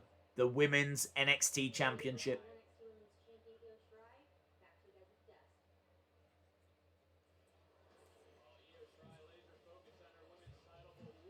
We're still going with this tag match on AEW. Kick out by Cash. Days, going into these two shows, which was you looking forward to more? Maybe AEW. Maybe. I thought the 30-year of Jericho thing was going to be a big appeal. I think that was going to... And in fairness, we have already seen Tanahashi, which is great. Get a little message from him. And obviously, Jericho later is going to be very interesting.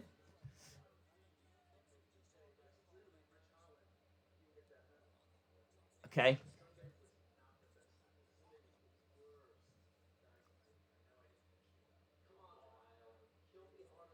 Don't be hard on yourself, Kyle.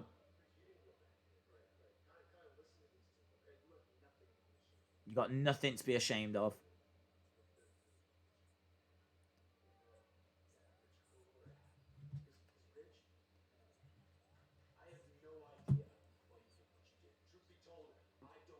Adam Cole says, Ridge, I've got no idea why you did what you did.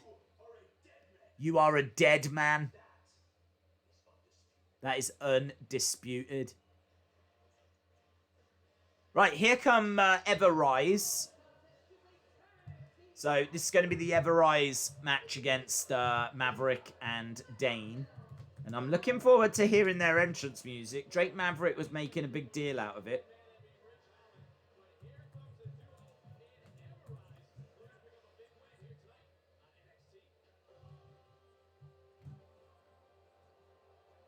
Okay.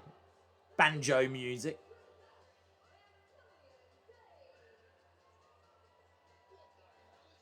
Yeah, it's pretty awful.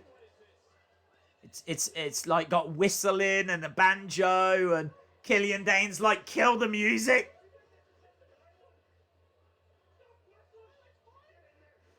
Drake Maverick's like, no, it was fine, it was fine.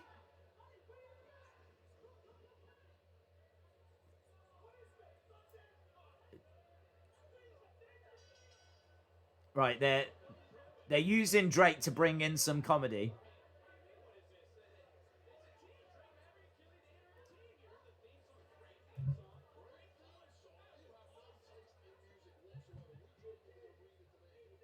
Drake Maverick wants to start. Killian Dane in the ring. Drake Maverick's got like red wrestling tights on. Killian Dane is just wearing like black jeans and a Killian Dane vest top. He tags in Drake Maverick quite hard. Drake Maverick selling how hard the tag was. He jumps in. Over on, I can't believe we are still underway with this tag match on AEW. What the flip is going on? What is going on?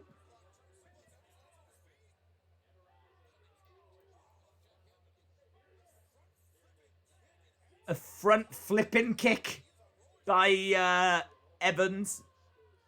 Clothesline by Dax. Double underhook. Sit down powerbomb. 1, 2. No.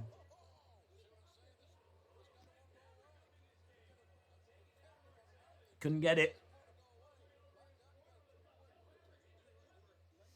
That is crazy. I can't believe they're still underway with that tag match.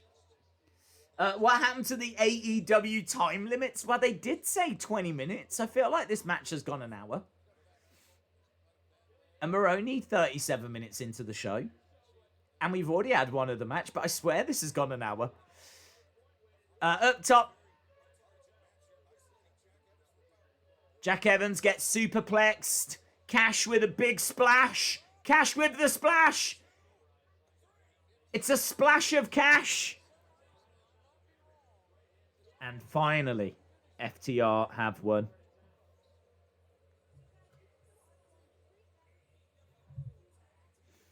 FTR victorious.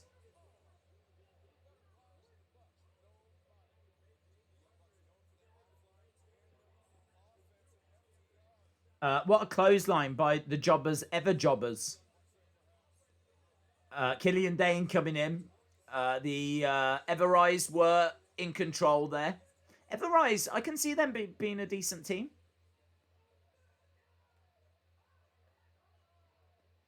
Gets thrown into each other. Killian Dane drags Drake Maverick back to the corner by his hair. He tags him so that he can come in. He charges over. Takes down Everrise, literally by himself here. Clotheslines for everyone. Crossbody.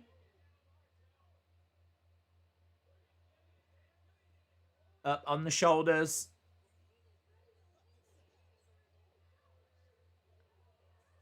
Okay, the Young Bucks have put a graphic up of FTR dressed in hot dog costumes. And best friends are coming down.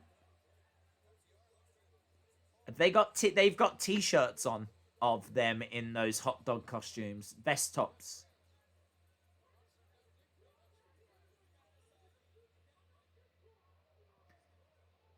Drake Maverick rolled up. 1, 2. Big boot by Killian Dane. I think whatever's happening on AEW right now is silly. Powerbomb by Killian Dane. He powerbombs Drake Maverick onto Everrise. And Dane and Maverick have won. I'm not sure Drake Maverick knows too much about it. He's in quite a bit of pain at the moment. They've got the music on again with the whistling and the banjo. God, that is awful music.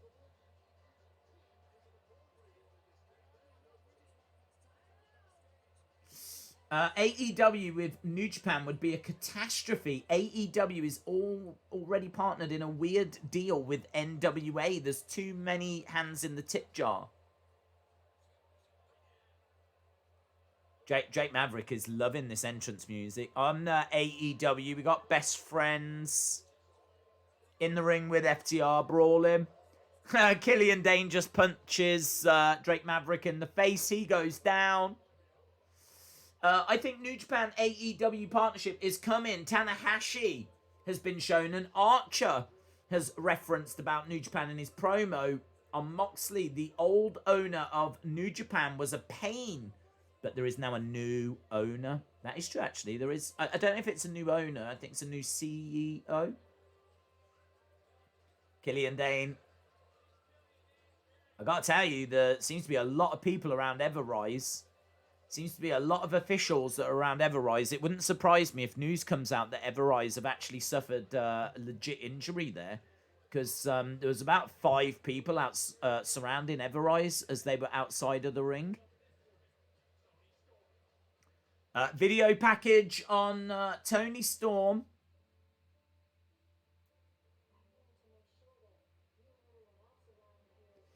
AEW has got a lot of good talent that they never use, says Jeremy. Awful theme, says Wrestling Days fan. What do you think about Mustafa Ali and Retribution? I like it. I think he needed.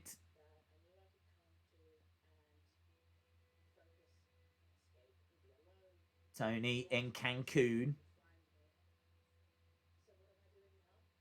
Mexico.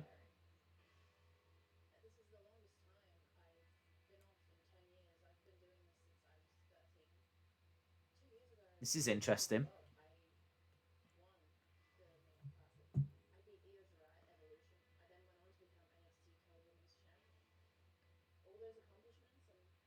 She's talking about everything she's accomplished. When was the last time you even heard of me?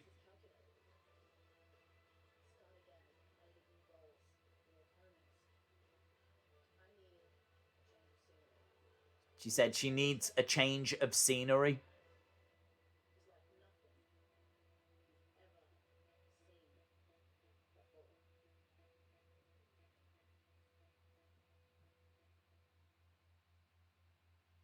There we go. So, Toni Storm on her way to NXT. Shaquille O'Neal saying a few words on AEW.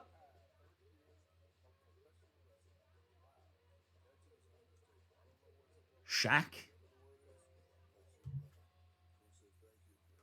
Fair play. Gene Simmons as well.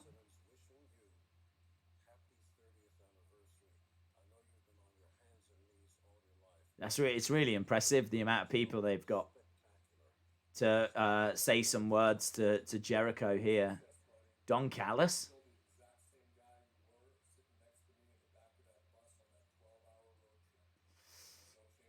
Days, was it confirmed Ali was the hacker? No, I've not seen it confirmed, but they absolutely could. Lars Ulrich. So is Everrise a joke or a legit tag team, says Moda? They're a legit tag team that can do good tag team wrestling. They've got good psychology when it comes to tag team wrestling. But they are being used as a job team at the moment. DDP.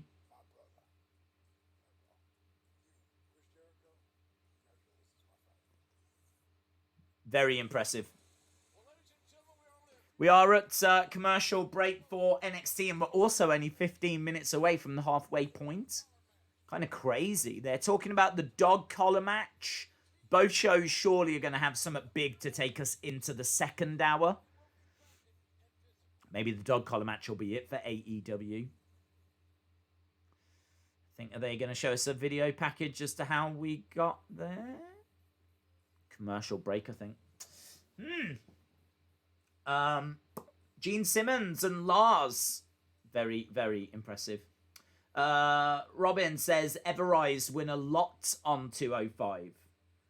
I never watched 205. I know that Jim's a fan of 205, and I've heard the wrestling is very good on there, but I don't know. Kind of, if a tree falls in the woods and no one's there to see it, will it make a noise?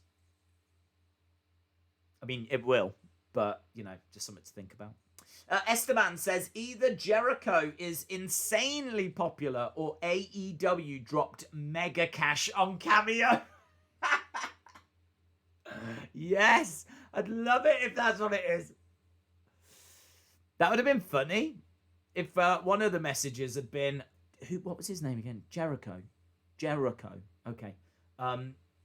Jericho, happy 30th anniversary. Thank you so much for ordering this cameo. That would have been good if someone had done it that way. Clever.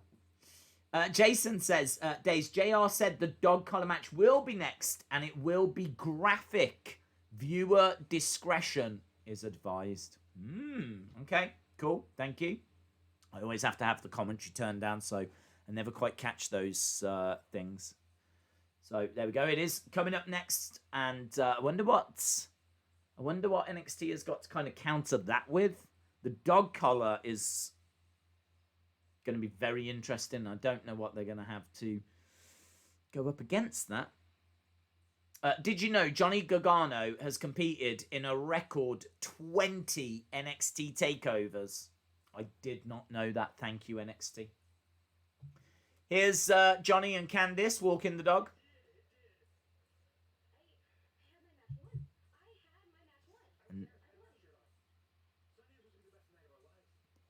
And they're both...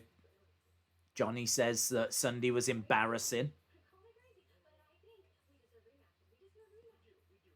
Candice says, you might call me crazy, but we deserve rematches.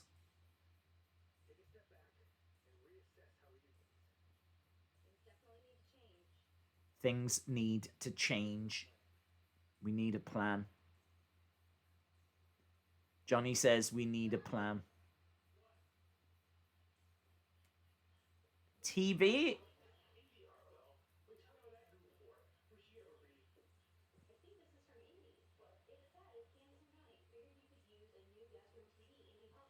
$65-inch TV.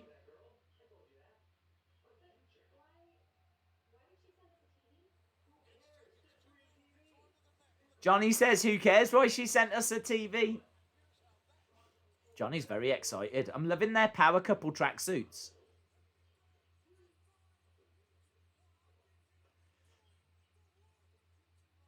Well, Indy Hartwell has sent them a TV, so that's interesting. Austin Theory is here.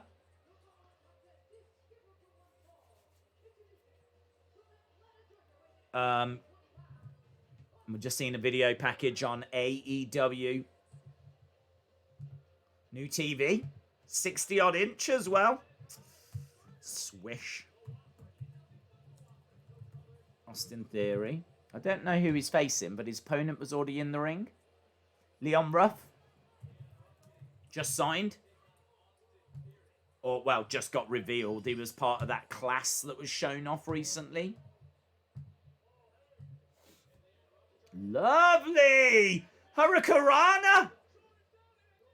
Wow! Look at Austin Theory there.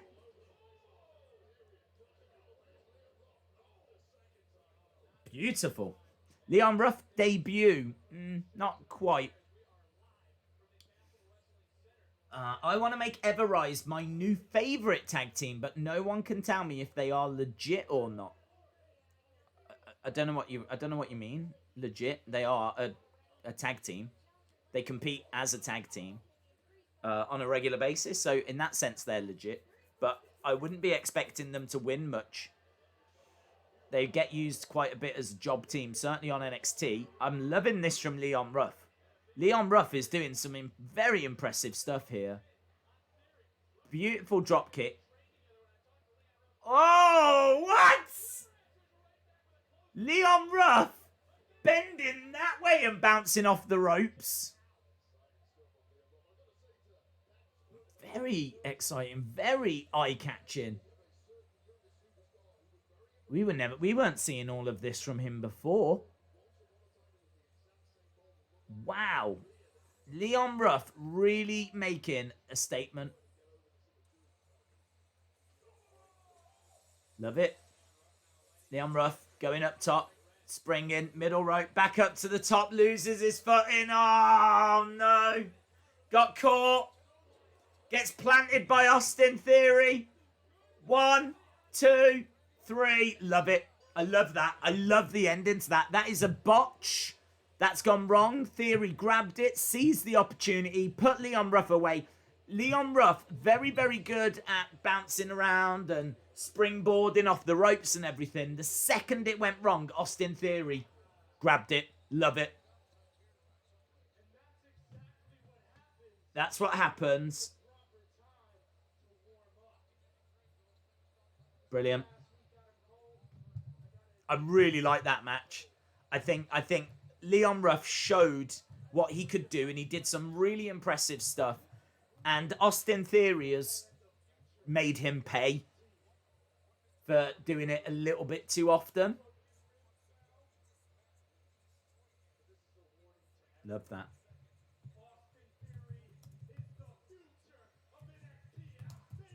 Austin Theory is the future.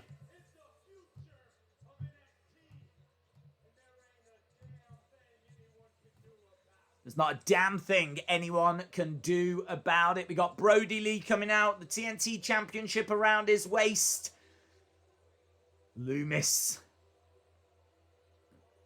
Dexter Loomis.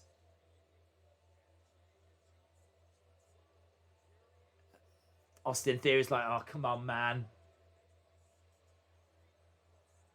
Here's Dexter Loomis.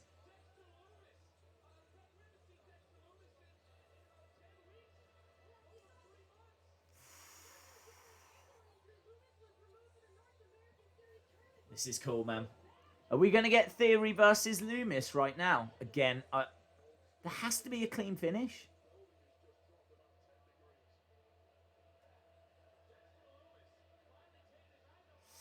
Was the actor Christopher Lee the father of Brodie Lee? I can see a resemblance. Love some Loomis, says but Spark. Another match for Austin. It seems that way, yeah.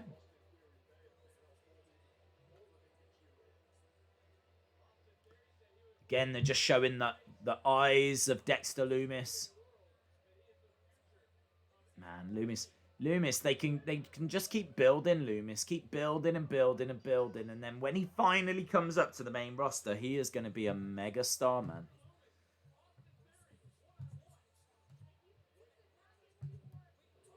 Right, here we go. Austin Theory just beat Leon Ruff. Very fun little match. Not quite a squash, but it wasn't very long. Now he's got to take on Dexter Loomis.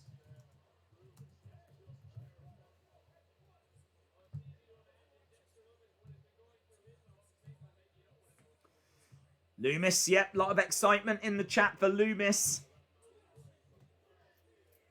Right, intros on AEW right now. They're doing some intros for Brodie and for Cody. This, obviously, the dog collar match. We've got Anna, Jay in there. Is that Stu Grayson as well? And obviously we've got Arn and Cody. With Brandy in there as well. I think we're going commercial break, are we? No. Screen just went black. He throws the collar over. I mean, as much as I'm interested in Dexter Loomis against Austin Theory, there's no denying the bigger match here. Brodie and Cody in this dog collar match.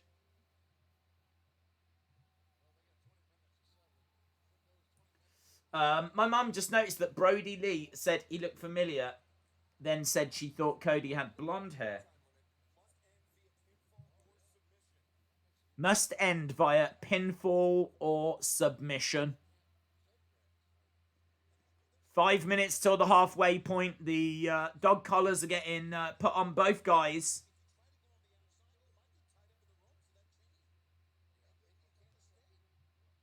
Yeah, it is brutal. This is a brutal match.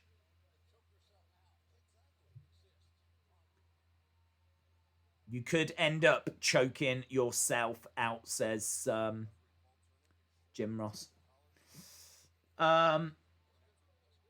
Commercial on NXT. Yes, it has. It's just gone to commercial.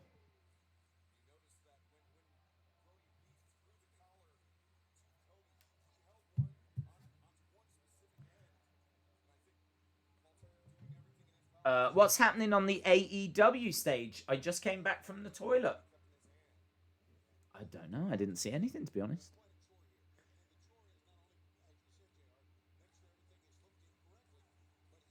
Right, they're still just tying the dog collars on, making sure that we're good to go.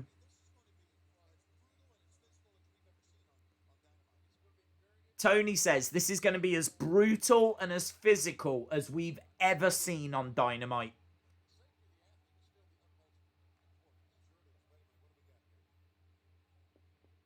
Brodie wants to say a few words.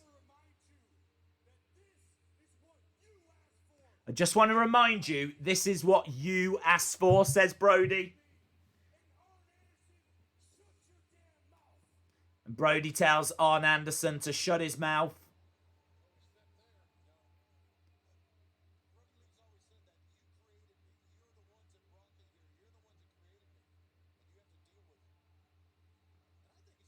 Right, here we go. Referee getting ready to ring the bell on this one. Brodie in the one corner. Cody in the other. I think Cody's going to go straight after him. Cody trying to get the crowd fired up for this one. Referee checking that both guys are happy. Pinfall or submission is the only way forward. The bell has sounded, and actually both guys have stood in their corners. And they're both pulling at the chain. I mean, if this is a tug of war, if this is going to be a strength of power, you would think that Brodie would win it. And Brodie is winning it. He is pulling Cody over to him. John Silver goes down outside. Cody down in the ring. Elbow drop by Brodie. And again, this chain, it's always there. Kick by Brodie. Scoop slam.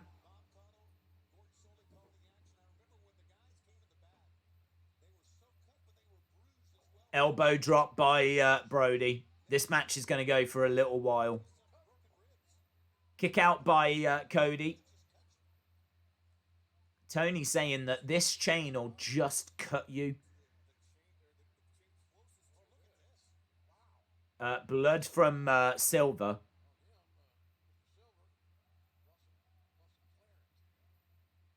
Again, trying to drop the elbow. So Brodie wrapping the chain around his arm and then went to drop an elbow, but Cody moves out of the way.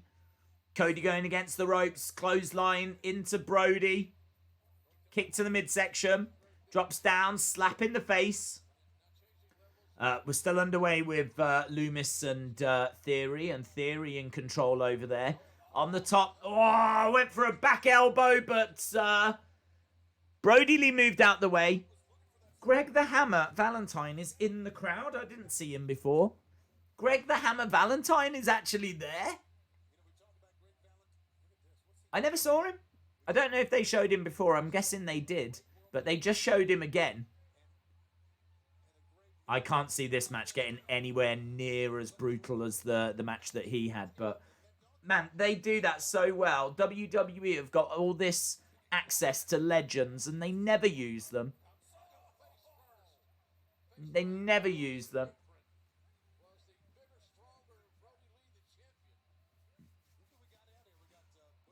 Just think of who they could have used. They could have used the likes of Demolition. They could have used the likes of Greg the Hammer Valentine. Drop kick there by Cody into John Silver. Standing moonsault by Austin Theory on Loomis, who kicks out. Brodie dragging Cody in. Kind of clotheslines him with the chain.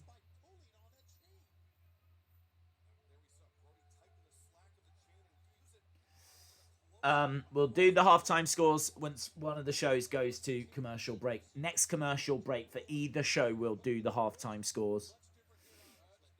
If the dog collar match is up next, it better live up to the hype and be a bloodbath. Well, we're underway with it. Anna Jay coming down, checking on Silver.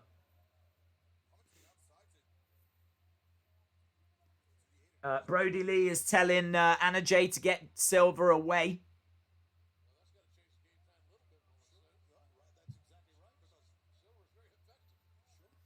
Okay, Cody down in the corner. There's a bit of blood here on the face of Cody. Right above the right eye. So we do have some blood from Cody now. And actually, Brodie just wiped Cody's blood over his face. As I said, this is the kind of match that really works for Brodie Lee. He's pulling him to the edge of the ring, drops the elbow on the head of Cody. And he's pulling at the face, clawing at the face. Both guys jumping back into the ring. Cody going over to the corner. Big chop by Brodie. Clubs him across the back of the head. Cody goes down. It was a hard way he used the blade. All you soft fans, if you can't take the blood, then go to bed, says Melvin. AEW is being awesome again, says Pro Wrestling Fans Channel. Nice leg sweep by Brodie. Austin Theory still in control against Dexter Lumis over on NXT. Goes for a cover, only gets a 2. Brodie's got quite a bit of blood coming down his face now.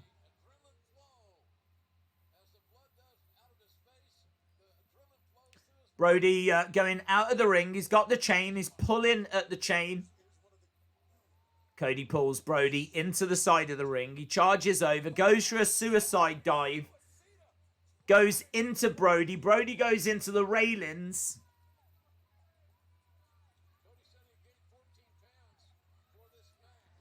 JR says Cody reported that he had gained about 14 pounds. He'd put a bit of weight on for this contest. I like that. I like that kind of information. Nice spine buster by Dexter Lumis over on NXT. Cody getting driven into the railings. Both guys on the outside for AEW. And Brodie hurling Cody over the top of those railings. They should have had this match at Full Gear, says James Chadwick. Rusty says, someone must have thrown a cotton ball at Cody and busted him wide open. Tell you what, there's quite a bit of blood now coming down Cody.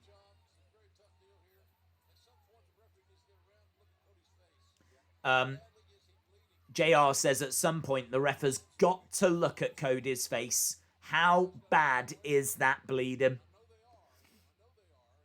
2 count for Dexter Lumis. Brodie Lee just chucking chairs into the ring. The only way to win this is pinfall or submission. We still haven't got to a commercial break yet on either show.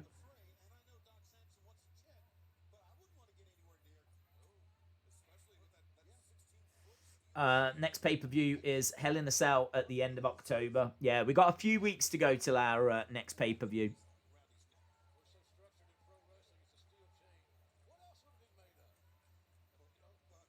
There's a table set up. Big strike coming back by Cody. Cody and Brodie fighting on the edge of the ring. And... oh! Into a cutter. Excellent work by Cody. Cody pulls Brodie off mid-air. Hits him with a cutter. Picture in picture. Commercial break for AEW as Lumis plants down Austin Theory. Got him in that submission hold. The head and arm choke. I can't remember if he calls it something different, but it is a head and arm choke.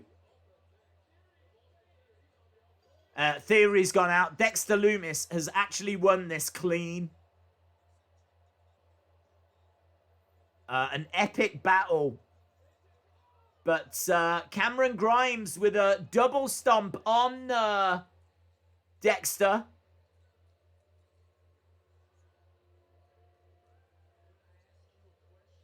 When I ask you a question, you answer me, freak. When I ask you a question, you answer me, freak. Loomis wins. Yeah, Loomis wins. I don't know if we're at commercial break. They said it was going to be picture-in-picture on AEW, but I obviously don't have that, and I've still got the commentators talking.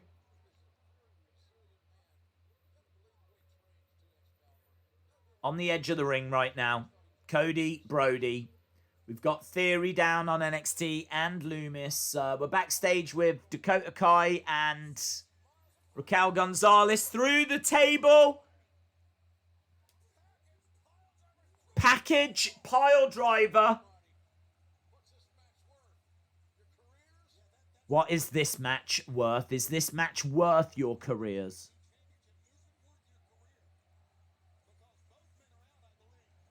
Arn Anderson watching on. Cody getting driven through a table.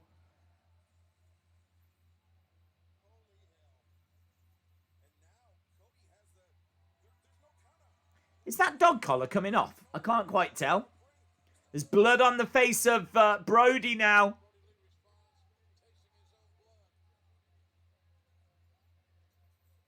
Up next, we've got a championship epilogue. We should be going to commercial break in a second, so I will get your halftime scores. Cody going for the pin on Brodie, but not getting it. Right, commercial break for NXT. Get your halftime scores in. Get your halftime scores in.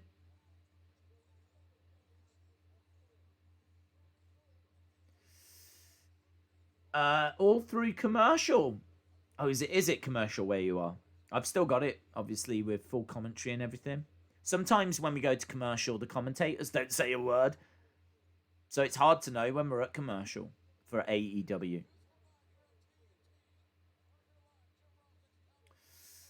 Both shows are a 7, says RJ Madma. 9.5 says Brandon. 7 says Brax the Beast. John says NXT is a 7.75. NXT is a 9, says Sandman882. Wrestling Days fan says NXT is a 7. Eustace says NXT is a 7.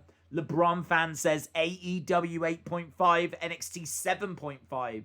Future Compilations got NXT just ahead, 7.5 to 7.25. Kennedy says 3.5. Brony says 7 out of 10. C Wrestling has scored NXT a 6, AEW a 7. Sean says AEW 8, NXT 7. Monica's got NXT 7.25. No, AEW 7.25, NXT 7. Quite a few people scoring AEW just slightly ahead so far. NXT 7, AEW 6.8, says Sunny. Dave has got NXT 7.5, AEW 7. Both shows are an 8. DeAndre says 8.4 for NXT, 8.2 for AEW. So, just as I said, quite a few people had AEW ahead. Now we've got all the NXT being just ahead. 8.5 for both, says Starsky. Starsky 53. The greatest night in the history of our sport, 11, says Wrestle with Andy. NXT 7, AEW 7.75, says Matt XL. AEW 6.5, NXT 6.5. It's a draw because of this dog collar match. Well, I really like this. This is the kind of thing that I like to see in dog collar matches. Things that you don't always see. Cody has wrapped the chain around the ring post, and he was pulling on it then, and it was pulling Brodie Lee backwards. He was kind of using it as like a pulley system. It's really good.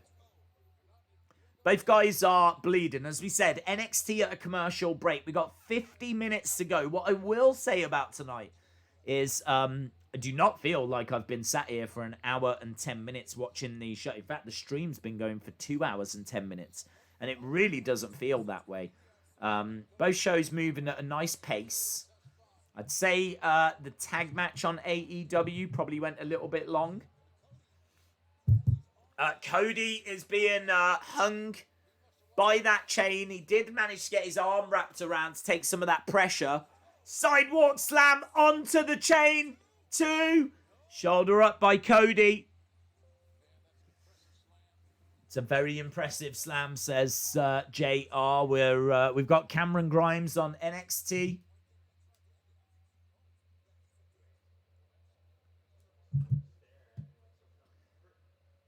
Cameron Grimes saying, why are you going to...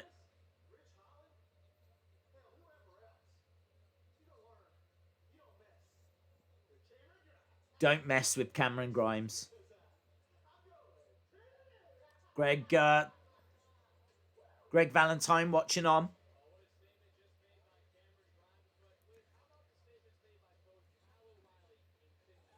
Wow. Brodie Lee hurled the chair at Arn Anderson. When I say hurled, I mean hurled the chair. Spinebuster by Arn. Oh. Low blow by Brodie Lee. That's amazing how he hurled that chair at Arn. That was so impressive. Kick to the midsection by Cody. Brodie goes back into the corner. Big strike to the face. And again, with that chain just hitting him around the side of the head.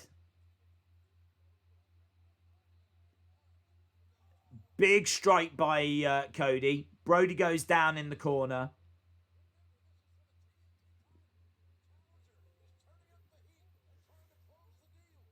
Hurls Brodie down. Still wrapping that chain around. Using the chain to choke Brodie.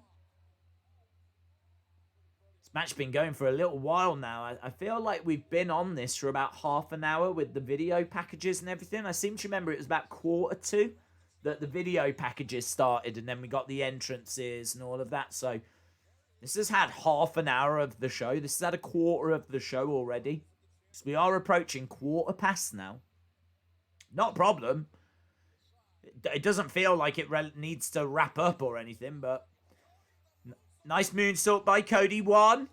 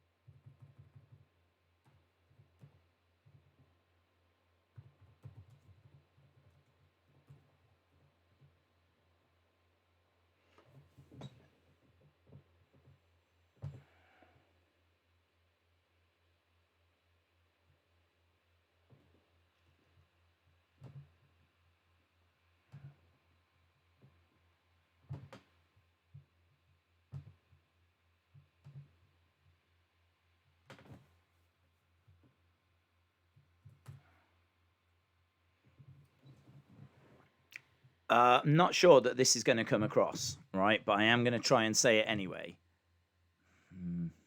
I can see in the corner. Not back. If this is coming across, then hopefully so. Complete Wi-Fi breakdown by the looks of it. All the Wi-Fi in my area is down. It's not just the Wi-Fi I use. The Wi-Fi in the house is down as well. And I've got 3 different routers. All of them are out. So I've just tried to restart the one and tried to get a message out there if I can. I am still trying to fix it, but literally I've got no NXT, no AEW, no stream. I can see that the light in the corner keeps going from green to amber, back to red. So I'm fully aware there's an issue. I'm fully aware that there's lag and all of that. And to be honest, I don't know if we're going to get it back tonight. This is out of my hands. But I can tell you that I am certainly trying. And not succeeding at the moment. But I am certainly trying. See if I can. Is that going to come back? No, that's not coming back. This keeps flashing from yellow to green. Does go to red, but... Days, you are back. It's a little bit laggy, but we can see you. Okay, well, all I'm going to say is I still don't have anything. If it is a little bit laggy, then just be amazed that I'm even able to talk to you right now. So, massive apologies. This is out of my hands. We didn't have internet yesterday in the area, and it came back, and so everything looked like it was fine. And obviously, we've just been streaming, and everything was fine. But now it's crashed, and seemingly it's crashed and has gone down for the night, maybe? I don't know. Right now, I can't tell you anything. I've got no idea what's happened with the dog collar match. I've no idea what's happening on NXT. I don't have any of that. My TV is not working. I don't even have TV right now, guys. I haven't got TV because that relies on cable to actually bring the channels in. So I don't have any BT Sport. I don't have any Fight TV. And I should imagine that this is wobbling all over the place as well. But I am trying. Just know that I'm trying. The bigger problem is I don't know how to fix this because we were streaming. Everything was fine. But then everything's just gone down. I don't even know what that suggests. I don't even know what that is. I don't know how that even happens. How do you lose Wi-Fi from 3 different routers at the same time? I don't know. I don't even know what that means. So my mind is kind of a bit blown as to what the issue could actually be. So fixing it might be above my pay grade. It might be not something I can influence. I can tell you though that we have managed to get. That's good at least. We have managed to get onto Fight. That's using that Wi-Fi. This one looks like it's really struggling. Let me try. I'm going to keep fighting. I'm not giving up. The dog collar is finished. I have no idea who's won it. We've got Big Swole and Serena Deeb in action now, so I am going to change. I do not know what that was. That was seemingly out of my control. Like, all the routers just went down. Everything that I stream on went. I stream out using one router on the computer. I've got AEW connected to the house Wi-Fi, and then that's connected to a different Wi-Fi. So to stream out, I use 3 different routers to ensure that the connection is as strong as possible. Never an issue. We've been doing it all this time, but past couple of days, there's some kind of technical issue that meant we couldn't even stream yesterday. I wasn't lying. I sent a picture out of like the 1 bar signal strength that I was getting, which isn't good enough. And we've just been hit by it again, 2nd night in a row. But at least, touch wood, I haven't got any wood, but touch wood, it's, I've got a green light down there. I can't see you. There might be no one watching, right? Might be like the old days of the Wrestling Days channel. But I'm going to presume there is. And we've got half an hour left to go. I don't know who won the dog collar match. If you're putting it in the chat, I can't even see the chat right now. I can't even see NXT right now. So I'm going to just quickly go, get that TV onto the channel it needs to be on, and then come back. But that's green. We seem like we're in a good place. Joaquin, I can't see your message, but I can see that you've donated. So I know you're here. It's just you and me, Joaquin. It's you and me. It's like the end of the world, Joaquin. It's just you and me. And we've got Big Swole taking on Serena Deeb. So shout out to you, Joaquin. I'm coming back. I'm not going to leave you, Joaquin. I'm coming back.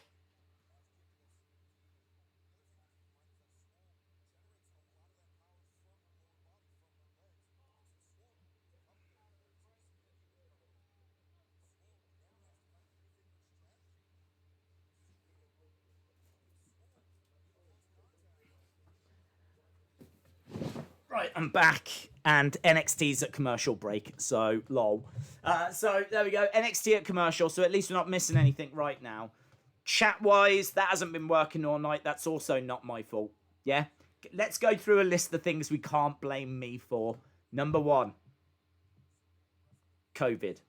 Number 2, what just happened with the Wi-Fi. Number 3, the fact the chat doesn't appear on screen. Yeah? Number 4,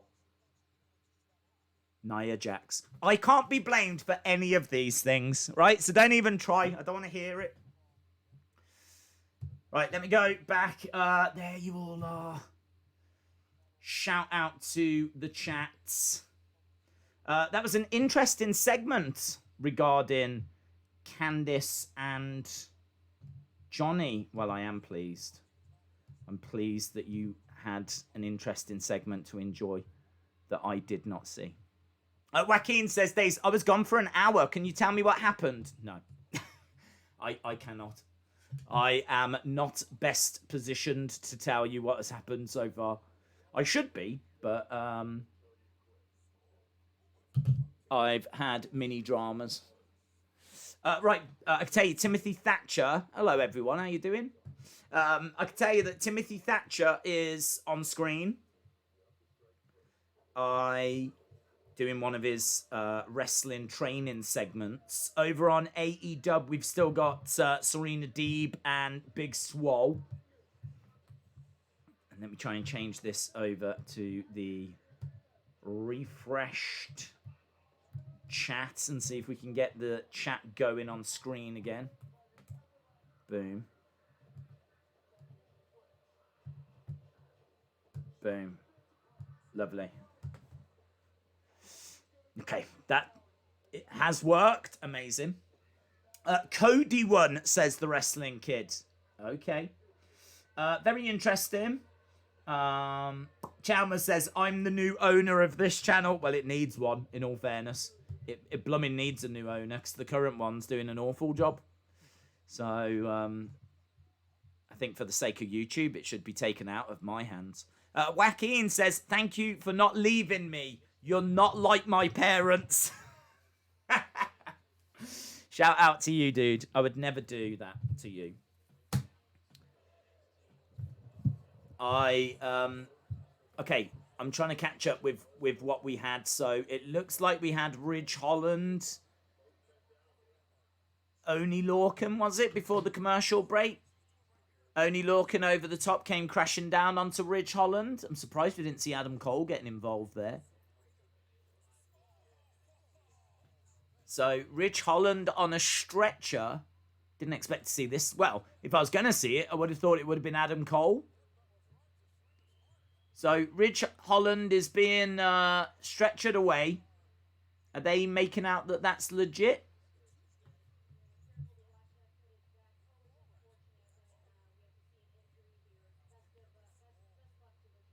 Best luck to Ridge Holland. Well, they're making out that it's legit.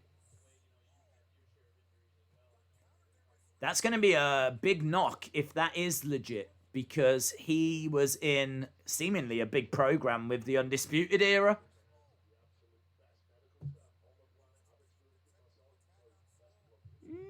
Interesting. That's interesting. Right, we got Shotzi coming down. We're still underway with Big Swole and Serena Deeb.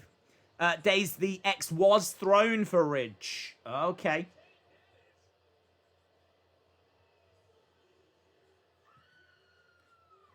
Okay, Shots is here. Are you scared?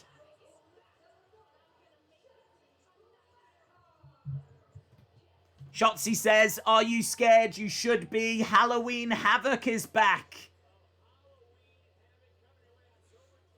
So, Shotzi in the ring.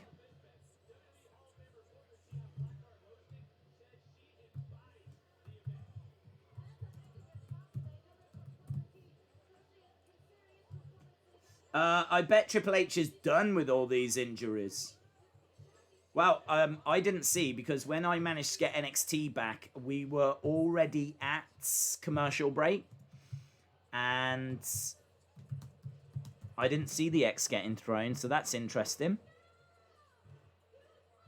I bet he is done with those injuries, and certainly it being Ridge Holland as well, someone who seemingly was on the verge of a big push.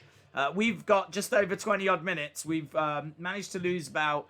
I mean, I've got to be honest. I'm thankful it wasn't worse. I thought we were done for the night. I didn't think we were getting back tonight. Yesterday it was down for a long time. It was down for well, I don't know that it came back at all. I didn't check. But I know that for a good hour whilst the show was on, I didn't have it. But this one down for 10 minutes. Cody has regained the championship, says Max FL. I dozed off watching AEW, so I've missed the NXT hijinks, whatever they were. Upset about Ridge, says Brandon.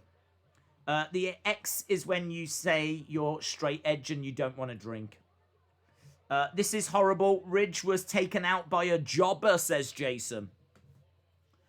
Right, we've got Shotzi in there against Xia Li. We've got Moxley cutting a promo. Can you guys give me a score for the dog collar match? What did you think of it? Give me a score for the dog collar match.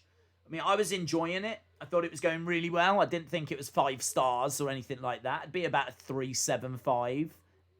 3.75 out of 5 kind of a thing. But I don't know what the finish was like or how much longer it went on for. So I'd just be interested to know what your scores were.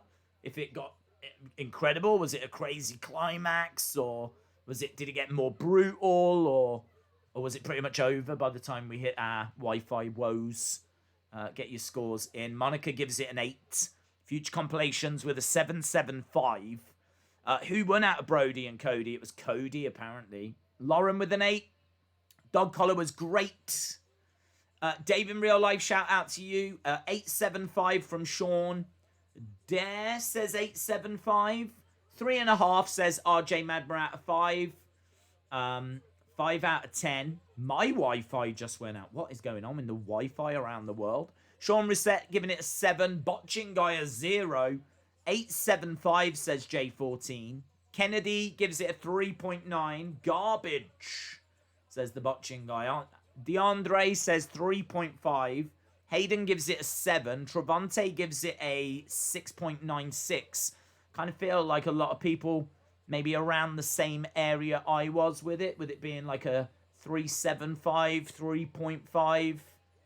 A lot of 7 out of 10 kind of vibes.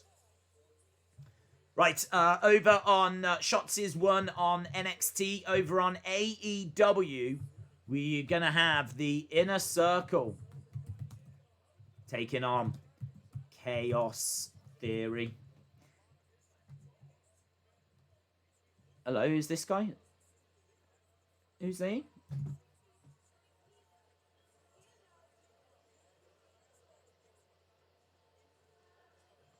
Xia Li just being given a note.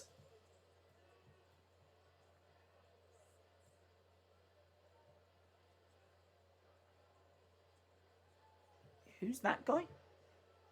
I didn't know if it was like Tian Bin, but Boa handing Xia Li a letter. We got Kevin Smith. We had Lance Storm. Coming up next, we got Rhea Ripley and Ember Moon taking on Dakota Kai and Raquel Gonzalez.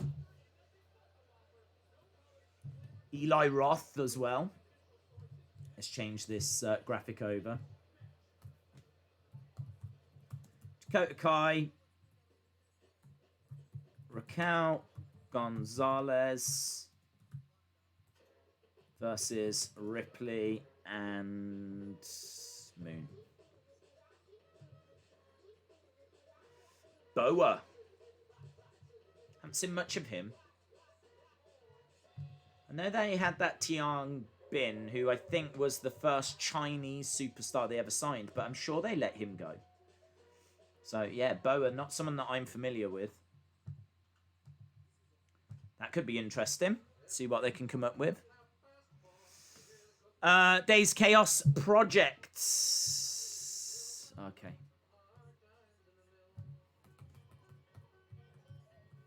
Luther and Serpentico. Thank you. Let's go back to the chat.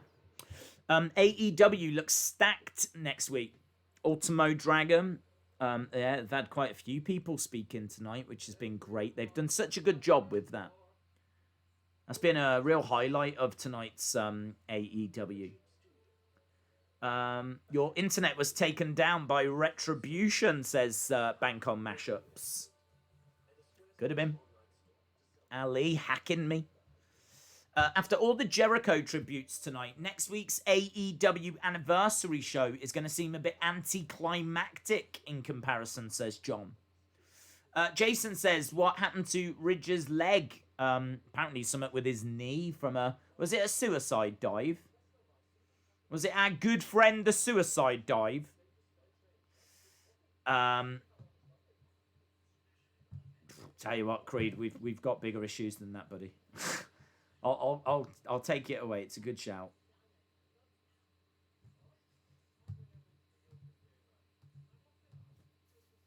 I wonder who that man was that gave Zaya the envelope. It looked like it had Chinese letters on, said Gabriella. Chat saying it was Boa, which is a name that I've heard before, but I haven't seen him before. At least I don't think I've seen it before.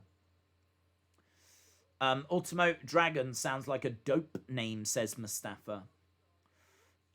What kind of tux do Ref have? Maybe TNT should rerun this week's episode next week before the anniversary to give it a bit more Jericho. Well, we're about to see Jericho very soon. All the legends that have recorded a message for Jericho have also recorded a message wishing AEW happy birthday. Yeah.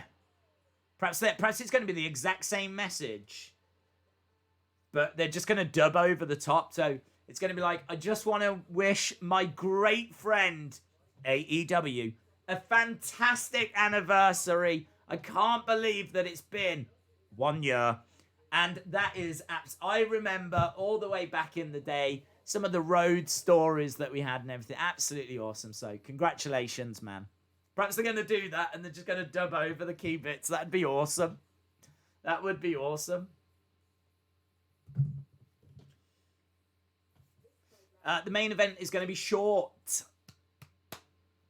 Days, I'm not going to be here on Friday because I'm going to New Jersey, says Kennedy. Well, hopefully I'm here on Friday. I've got concerns whether I'm going to be here anymore. Who the flippity flip knows what's going to happen now? Now we've got all these sexy Wi-Fi problems at the moment. Rhea Ripley making her way down. But we survived, guys. We're getting through. We're getting through. Never give up. That's what John Cena taught me. Le Champion, Chris Jericho is here. Smile on his face. The demo god. He'll take the demo here, won't he? Thank you, Jericho sign. Thank you for the XXX years, demo god. Here's Ember Moon.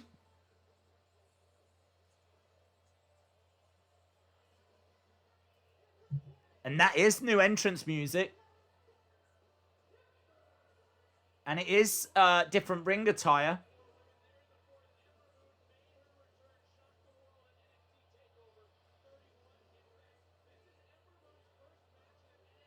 She's got a tail, guys. Breaking news. Ember Moon's got a tail.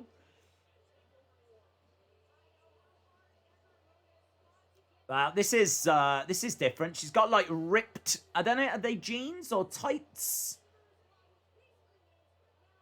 Yeah, it's still dark.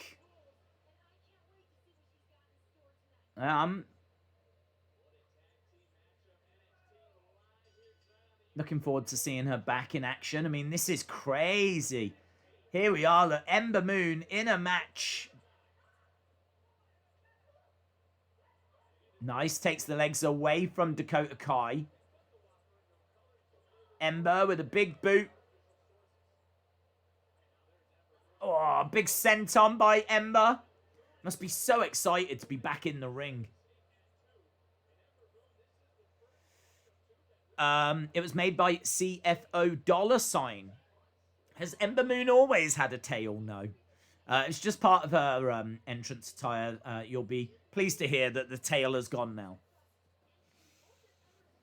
So this is definitely an Ember Moon repackage. It's not like anything crazy different. It's not as if she's like a postman now, but she's still wearing like black. And her ring attire isn't, like, as we said, too different. But it just feels a bit more human, if you will. Like, a bit more casual. Like, she's just wearing, like, ripped jeans. I think they're tights, in all honesty, but... Nice single leg drop kick. Because before, she used to come out and she used to have, like, the moon, didn't she, kind of a set in, and I'm not sure what her gimmick really was, actually.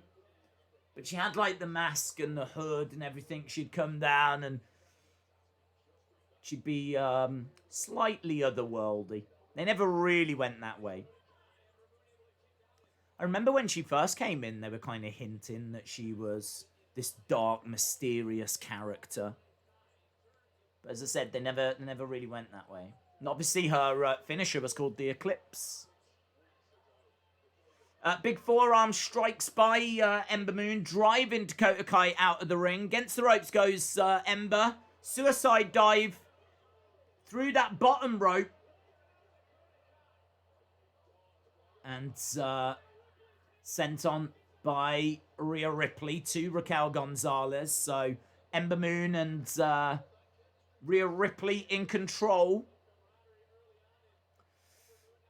Is Ember Moon a new moon? Says Butter Spark. She is. She is a new moon rising. Dakota Kai up on the shoulders of Rhea Ripley.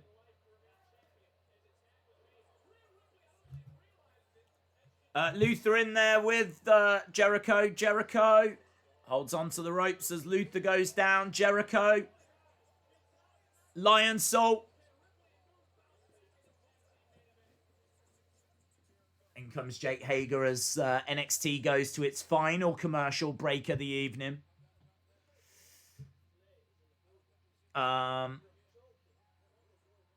Brodie wins his first title and then loses it a month later.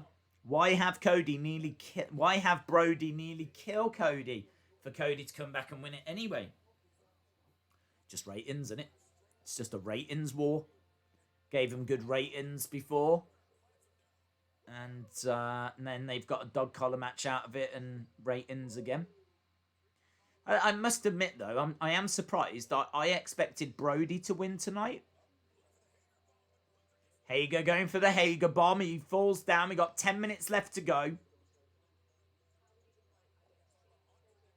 I know you didn't see the full match, but what do you think of Cody winning? Yeah, I thought it would be Brodie. I understand why people are confused and a bit frustrated. I think having Brodie win so dominant and then having Cody win it back, I mean, it's fine. If that's the story that you want to tell, then that's the story you want to tell, but it's not what I was expecting. I'm disappointed I never saw the end. I thought the match was good. I wouldn't say great. I wouldn't say an all-time classic. I don't know that I'm going to be talking about it when I'm going to be talking about the best matches of the year. And honestly, going into it, I thought there was real potential for that, but we didn't quite get there for me. I do think it's very hard for any match to stand out on either show on a Wednesday, because certainly where we're watching both shows, it's very hard to like really get invested in a match. And as well as that, the commercials they do get in the way. They really do get in the way. It's very, very difficult for a non-pay-per-view match to, be great anyway. But then certainly on a Wednesday. Not impossible. We've definitely seen some, but I'm just saying I think it is difficult. I think if that was done at pay-per-view with no commercials, no distractions, I think it could have gone even better. Could have been even better received. Spentico is in there. Nice DDT to Jericho. We've got 8 minutes left to go. I'm trying to wrap my head around it. I do understand ratings, but seriously, why have Brodie lose his first title because of ratings? And then next week he doesn't even get a rematch. Ratings are everything though, aren't they? Perhaps they must have a long-term plan. There must be a plan as to why they wanted to put that title back onto Cody.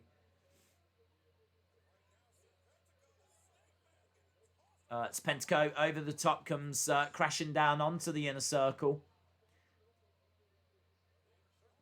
Raquel Gonzalez, a bit unsteady on her feet. She looked a bit like Bambi on ice for a second there.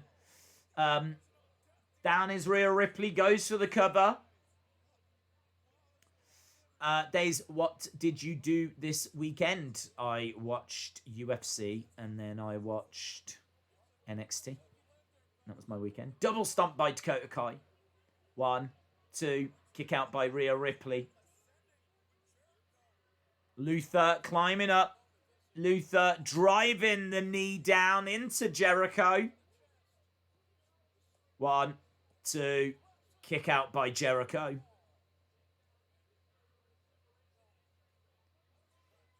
Ember Moon trying to reach out and make the tag to Rhea Ripley, who's in a little bit of trouble at the moment. Rhea Ripley is driving Dakota Kai back. Dakota Kai not wanting to let her get too close.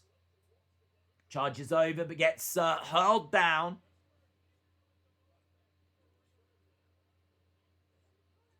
Tag matches to end both shows. We've got Luther up top with Jericho. Bulldog by Luther from the top. 1, 2, kick out by Jericho. Ember Moon is in there. Lovely striking. Big forearms coming in by Ember Moon.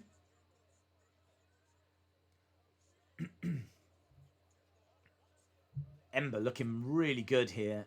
Hurling Dakota into Raquel. Ember screaming out. Face first goes Raquel. Ember charging over. Goes to the corner. Double knees. 1, 2. Just gets 2. Frustration on the face of Ember Moon. Ember Moon versus Raquel Gonzalez. That would be good. They announced Orange Cassidy versus Cody next week for the title. Very cool. Into the corner goes Dakota Kai. Ember charges over. Dakota moves out of the way. Big kick. Love that kick to the face there by Dakota. Dakota tags in Raquel Gonzalez as Luther goes for a pin on Jericho. Another big kick there. Slam down. 1, 2. Shoulder up by Ember. Frustration on the face of Raquel Gonzalez. Jericho gets the pin on Luther. We've still got a few minutes here, so I'm surprised if that's the end. I wasn't expecting it to end just yet. Nice kick there by Ember. I gotta say, NXT feels a lot better this week with the new PC, the classic, the Capital Wrestling Center. 1, 2, kick out, shoulder up by Dakota Kai. Little bit of the bubbly.com. Jericho's going to say a few words. Makes sense. So AEW is going to end with Le Champion saying a few words. Hey, listen. 30 years. Thanks to all of you. Hello, someone's coming out. MJF. MJF coming out. There's someone underneath a blanket.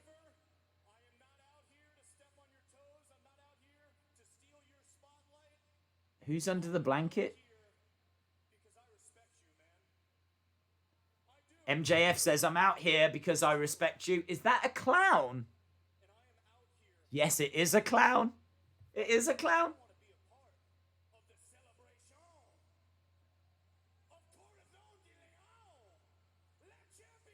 MJF says he wants to be out here and be a part of the celebration. Why is there a clown in the ring? Conversation. It's gift o'clock.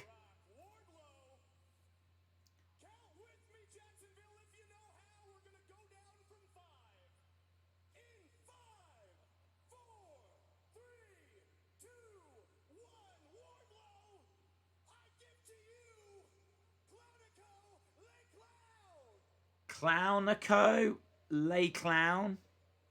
Well, that's a big impressive reveal. Ember with the Eclipse on Dakota.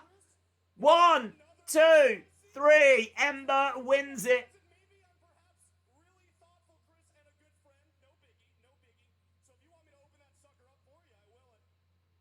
Jericho takes the gift. Just indulge me.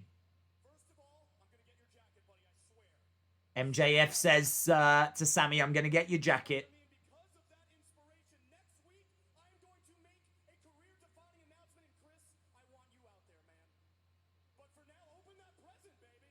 Open the present. So he's given Chris Jericho a gift. It's a big picture of MJF.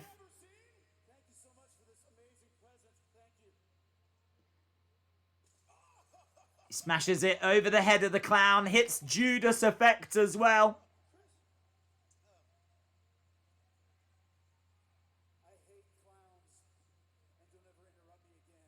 Jericho says, I hate clowns and don't ever interrupt me again.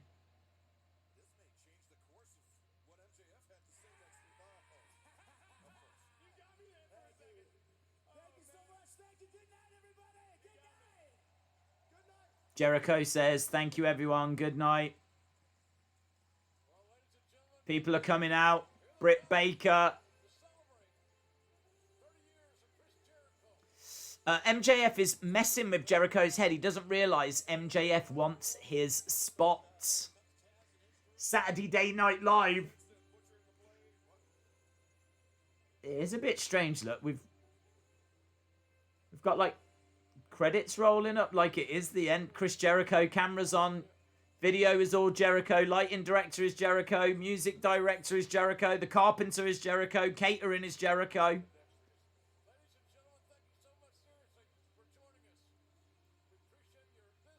And a little bit of bubbly there.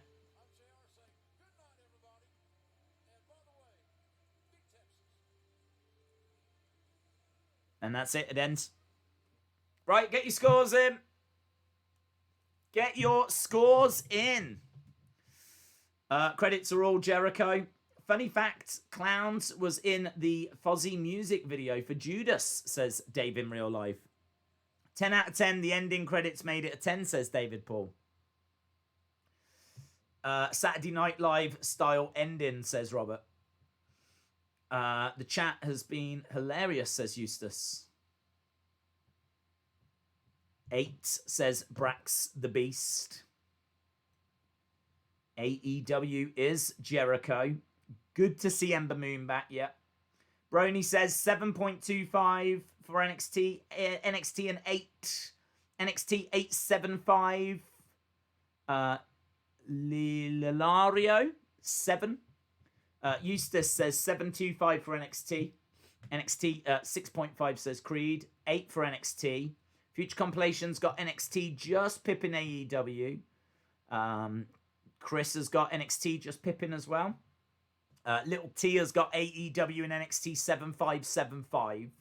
Judas Effect has got NXT 6.78, AEW 9.56. Sean has got AEW 8.25, NXT 7.5. Bork Flazer says garbage show from AEW. Dean says 95.5 out of 10 for NXT. Jason says 8, just 8. Sean says NXT 8, AEW 7. NXT 7, AEW 8. NXT 8, AEW 6.8. RJ Mamma says NXT 7.5, AEW 7. Matt's XL says AEW 9, NXT 775. Monica King says AEW 775, NXT 725. Sunny Wolf has got NXT 8, AEW 6.8. Green Bean says NXT 7, AEW 8. Heather's got an AEW as an 8. NXT was pretty good, but I missed the end because I kind of almost fell asleep. Not because it's boring, just because I'm a little bit sleepy. NXT women's roster means great future. Right, I think that... Let's have a look. I think that NXT was solid. I thought that it was an alright show. I think if you watched it, you would have been entertained. I don't know if anything massive necessarily happened on the show. Great to see Ember coming back. I thought that was big. Obviously, the injury to Ridge Holland is going to be a talking point, but a negative one. Obviously, something I'm guessing that wasn't planned. I'm guessing it's real. So, yeah, I kind of feel like, did it shake up the world? Did we get anything groundbreaking? I'm not sure. I was a bit frustrated that the Kushida Tommaso Ciampa match didn't get a clean finish. Great that Dexter Lumis against Austin Theory did. And actually, Austin Theory, Leon Ruff, it was very short, but was a lot of fun. I thought Ember Moon looked awesome in her return. I thought she looked really good, really fired up, really motivated, just throwing everything in. You can tell that she was chomping at the bit to get back and to finally step back into a ring, you know. I also thought the way that they were using Drake Maverick with Killian Dane was quite interesting. So, as I said, I thought this was quite a solid show. So, I would give it a 7.25. I don't think I would really want to go much above that. Might be able to convince me to go to 7.5. But I thought there was enough there for it to be solid. For me, it would need to have some OMG moments for us to be going into the 8s. And there just, for me, there wasn't. Now, could I have missed something? Yeah, absolutely. I didn't have it on for about 10-15 minutes. But I don't think I missed anything. So from what I saw, 7.25. I'm going to say that AEW just pips it this week. I'm going to say that AEW just pips it. I'm going to give it a 7.5. I think that AEW gave a good chunk of their show at the start to Hobbs against Brian Cage. And I thought that that match was a decent opening match. I kind of felt like it was about the same level as Tommaso Ciampa and Kushida. Hard to say which one was the better match, to be honest. I think Tommaso Kushida probably was, but it was neck and neck. It was there or thereabouts. But for me, that dog collar match, it took up a quarter of the show. I never saw the ending, so I can't say that I'm surprised by it, but I'm not upset by it. I think that from what I saw, it was hard hitting. I don't think that NXT necessarily had anything that can stand up to that. I thought that AEW as well got a lot of messages from people throughout the show that I thought was really good as well. I thought FTR against Hybrid 2 probably went on a bit too long, but I mean, it was solid action. I thought it was pretty solid. I thought it was pretty solid, to be honest. And I would say that it just pips it. Just pips it. But a large part of that comes down to that dog collar match. I thought main event-wise, I might have just edged it to NXT, actually. I do find these shows to be very, very close. very close. Every week I'm sitting here going, I feel like it's a draw. This week, I feel like AEW just pipped it. I feel like AEW pipped it because I think that the biggest talking point tonight was that dog collar match.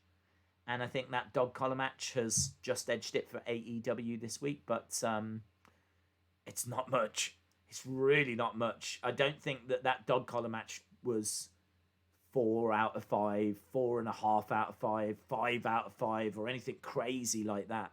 For me, it's 3.75, 3.5, something around. Like, very comparable to me to the parking lot brawl. You know, that the fight not long ago that Best Friends had against Inner Circle, Ortiz and Santana. I'd say it was quite comparable to that. Which I know Meltzer gave 5 stars to, but, you know.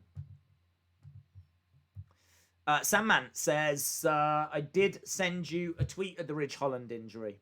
Okay, thank you.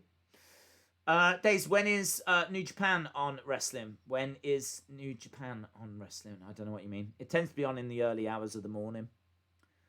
NXT was really good. I enjoyed it. I'm going to give it a 9 out of 10, says David Connolly. Chalmers says AEW 7.5, NXT 7.25. RJ Madma, shout out to you. Kaylee has got AEW 8.75 and NXT 7.25. AEW had 2 guys from Kiss, therefore they deserve the slightly better score, says John. The match was average at best. The strikes and elbows looked horrible. It could be worse. I had an internet outage before for like 6 hours. Yeah, I'm stunned that we were able to get this back. Stunned. As soon as it went down, because obviously that was the big talking point on the stream, the fact that we were gone for like 10-15 minutes. As soon as it went down, I thought that was it. I didn't think we were getting it back tonight. So I'm really pleased that we have, and just got to keep everything crossed that whatever the issue is, that it's fixed now and it's done and it's sorted, because last thing I want is that hitting us on Friday. Friday's stream is huge. I might even start a little earlier than usual. I know a lot of people are going to want to do predictions about who's going to go where, and I'm not interested in doing that as a separate video, but I will entertain the conversation before SmackDown begins. So there is a good chance that we will start even earlier on Friday. That stream is massive. We've got Bayley versus Sasha. We've got Fiend against Kevin Owens, I believe. The Fiend's going to be in action. We've got, obviously, the first round of the draft as well. Still don't know that NXT's involved yet. I mean, Triple H has said he doesn't know, so going to have to wait and see if NXT is going to be affected by that on Friday. So, yeah, it's huge. It really is huge. So, yeah, I think we will be looking to start a little bit early. And as I said, I will entertain some theories of who's going where. I think there's a time and a place for it. And I think that the hour or the hour and a half or whatever before SmackDown, we can go through some stuff there. But so excited for that. So excited. Fiend Friday, said Butter Spark. Monica King, shout out to you. SmackDown is going to be amazing. Ninja Gamer says SmackDown is going to be lit. I wonder if Roman is going to wear a Wreck the Draft, then leave t-shirt on Friday, says John. Hayden, shout out to you. SmackDown is going to be lit. Yep. Right. Well, I think we've kind of said everything that needs to be said. To be honest, I know we normally stick around till about 15, but honestly, I'm amazed that we managed to get the stream back, and the fact that we could even just finish off. So, I think rather than sticking around, I'm going to call it a day there. Not run the risk of the stream going down before I get a chance to say goodbye and having drama and everything. So a big thank you to everyone that joined us tonight. A big thank you to everyone that stuck around and came back. And I know I can see from the analytics that we had a real good chunk of people joining us tonight. And of course that completely dropped away when we had that problem. So you know, it is what it is. But I really appreciate those that came back and those that stuck around. And it's one of those things, you know, it's one of those things. But hopefully no issue on Friday. I think we will look to start a little bit early. I don't think there's any stream tomorrow because I don't think there's a stream tomorrow. To be honest, I don't really want to promise something and then have Wi-Fi problems and all of that. Plus also, I always record the Wrestling Escape Pod, and that's got to be recorded and edited tomorrow. It's the editing that's killing me. The recording only takes an hour, but as soon as it's recorded, I have to then edit it. That takes hours and hours and hours, so trying to fit a stream in as well is very difficult. There will be a members one. We always do that on a Thursday. But as soon as I can get Wrestling Escape Pod moved back to Tuesday, yes, we will start doing streams on a Thursday again. But I just can't fit them in at the moment, what with the Wrestling Escape Pod there. So I don't think there'll be anything tomorrow, but keeps coming back to that SmackDown stream. Absolutely huge. So thank you to everyone that joined us. Really appreciate the support. Hope you enjoyed this Wednesday night war, this Wednesday night wrestling. And hopefully I'll see you again next time. Bye for now.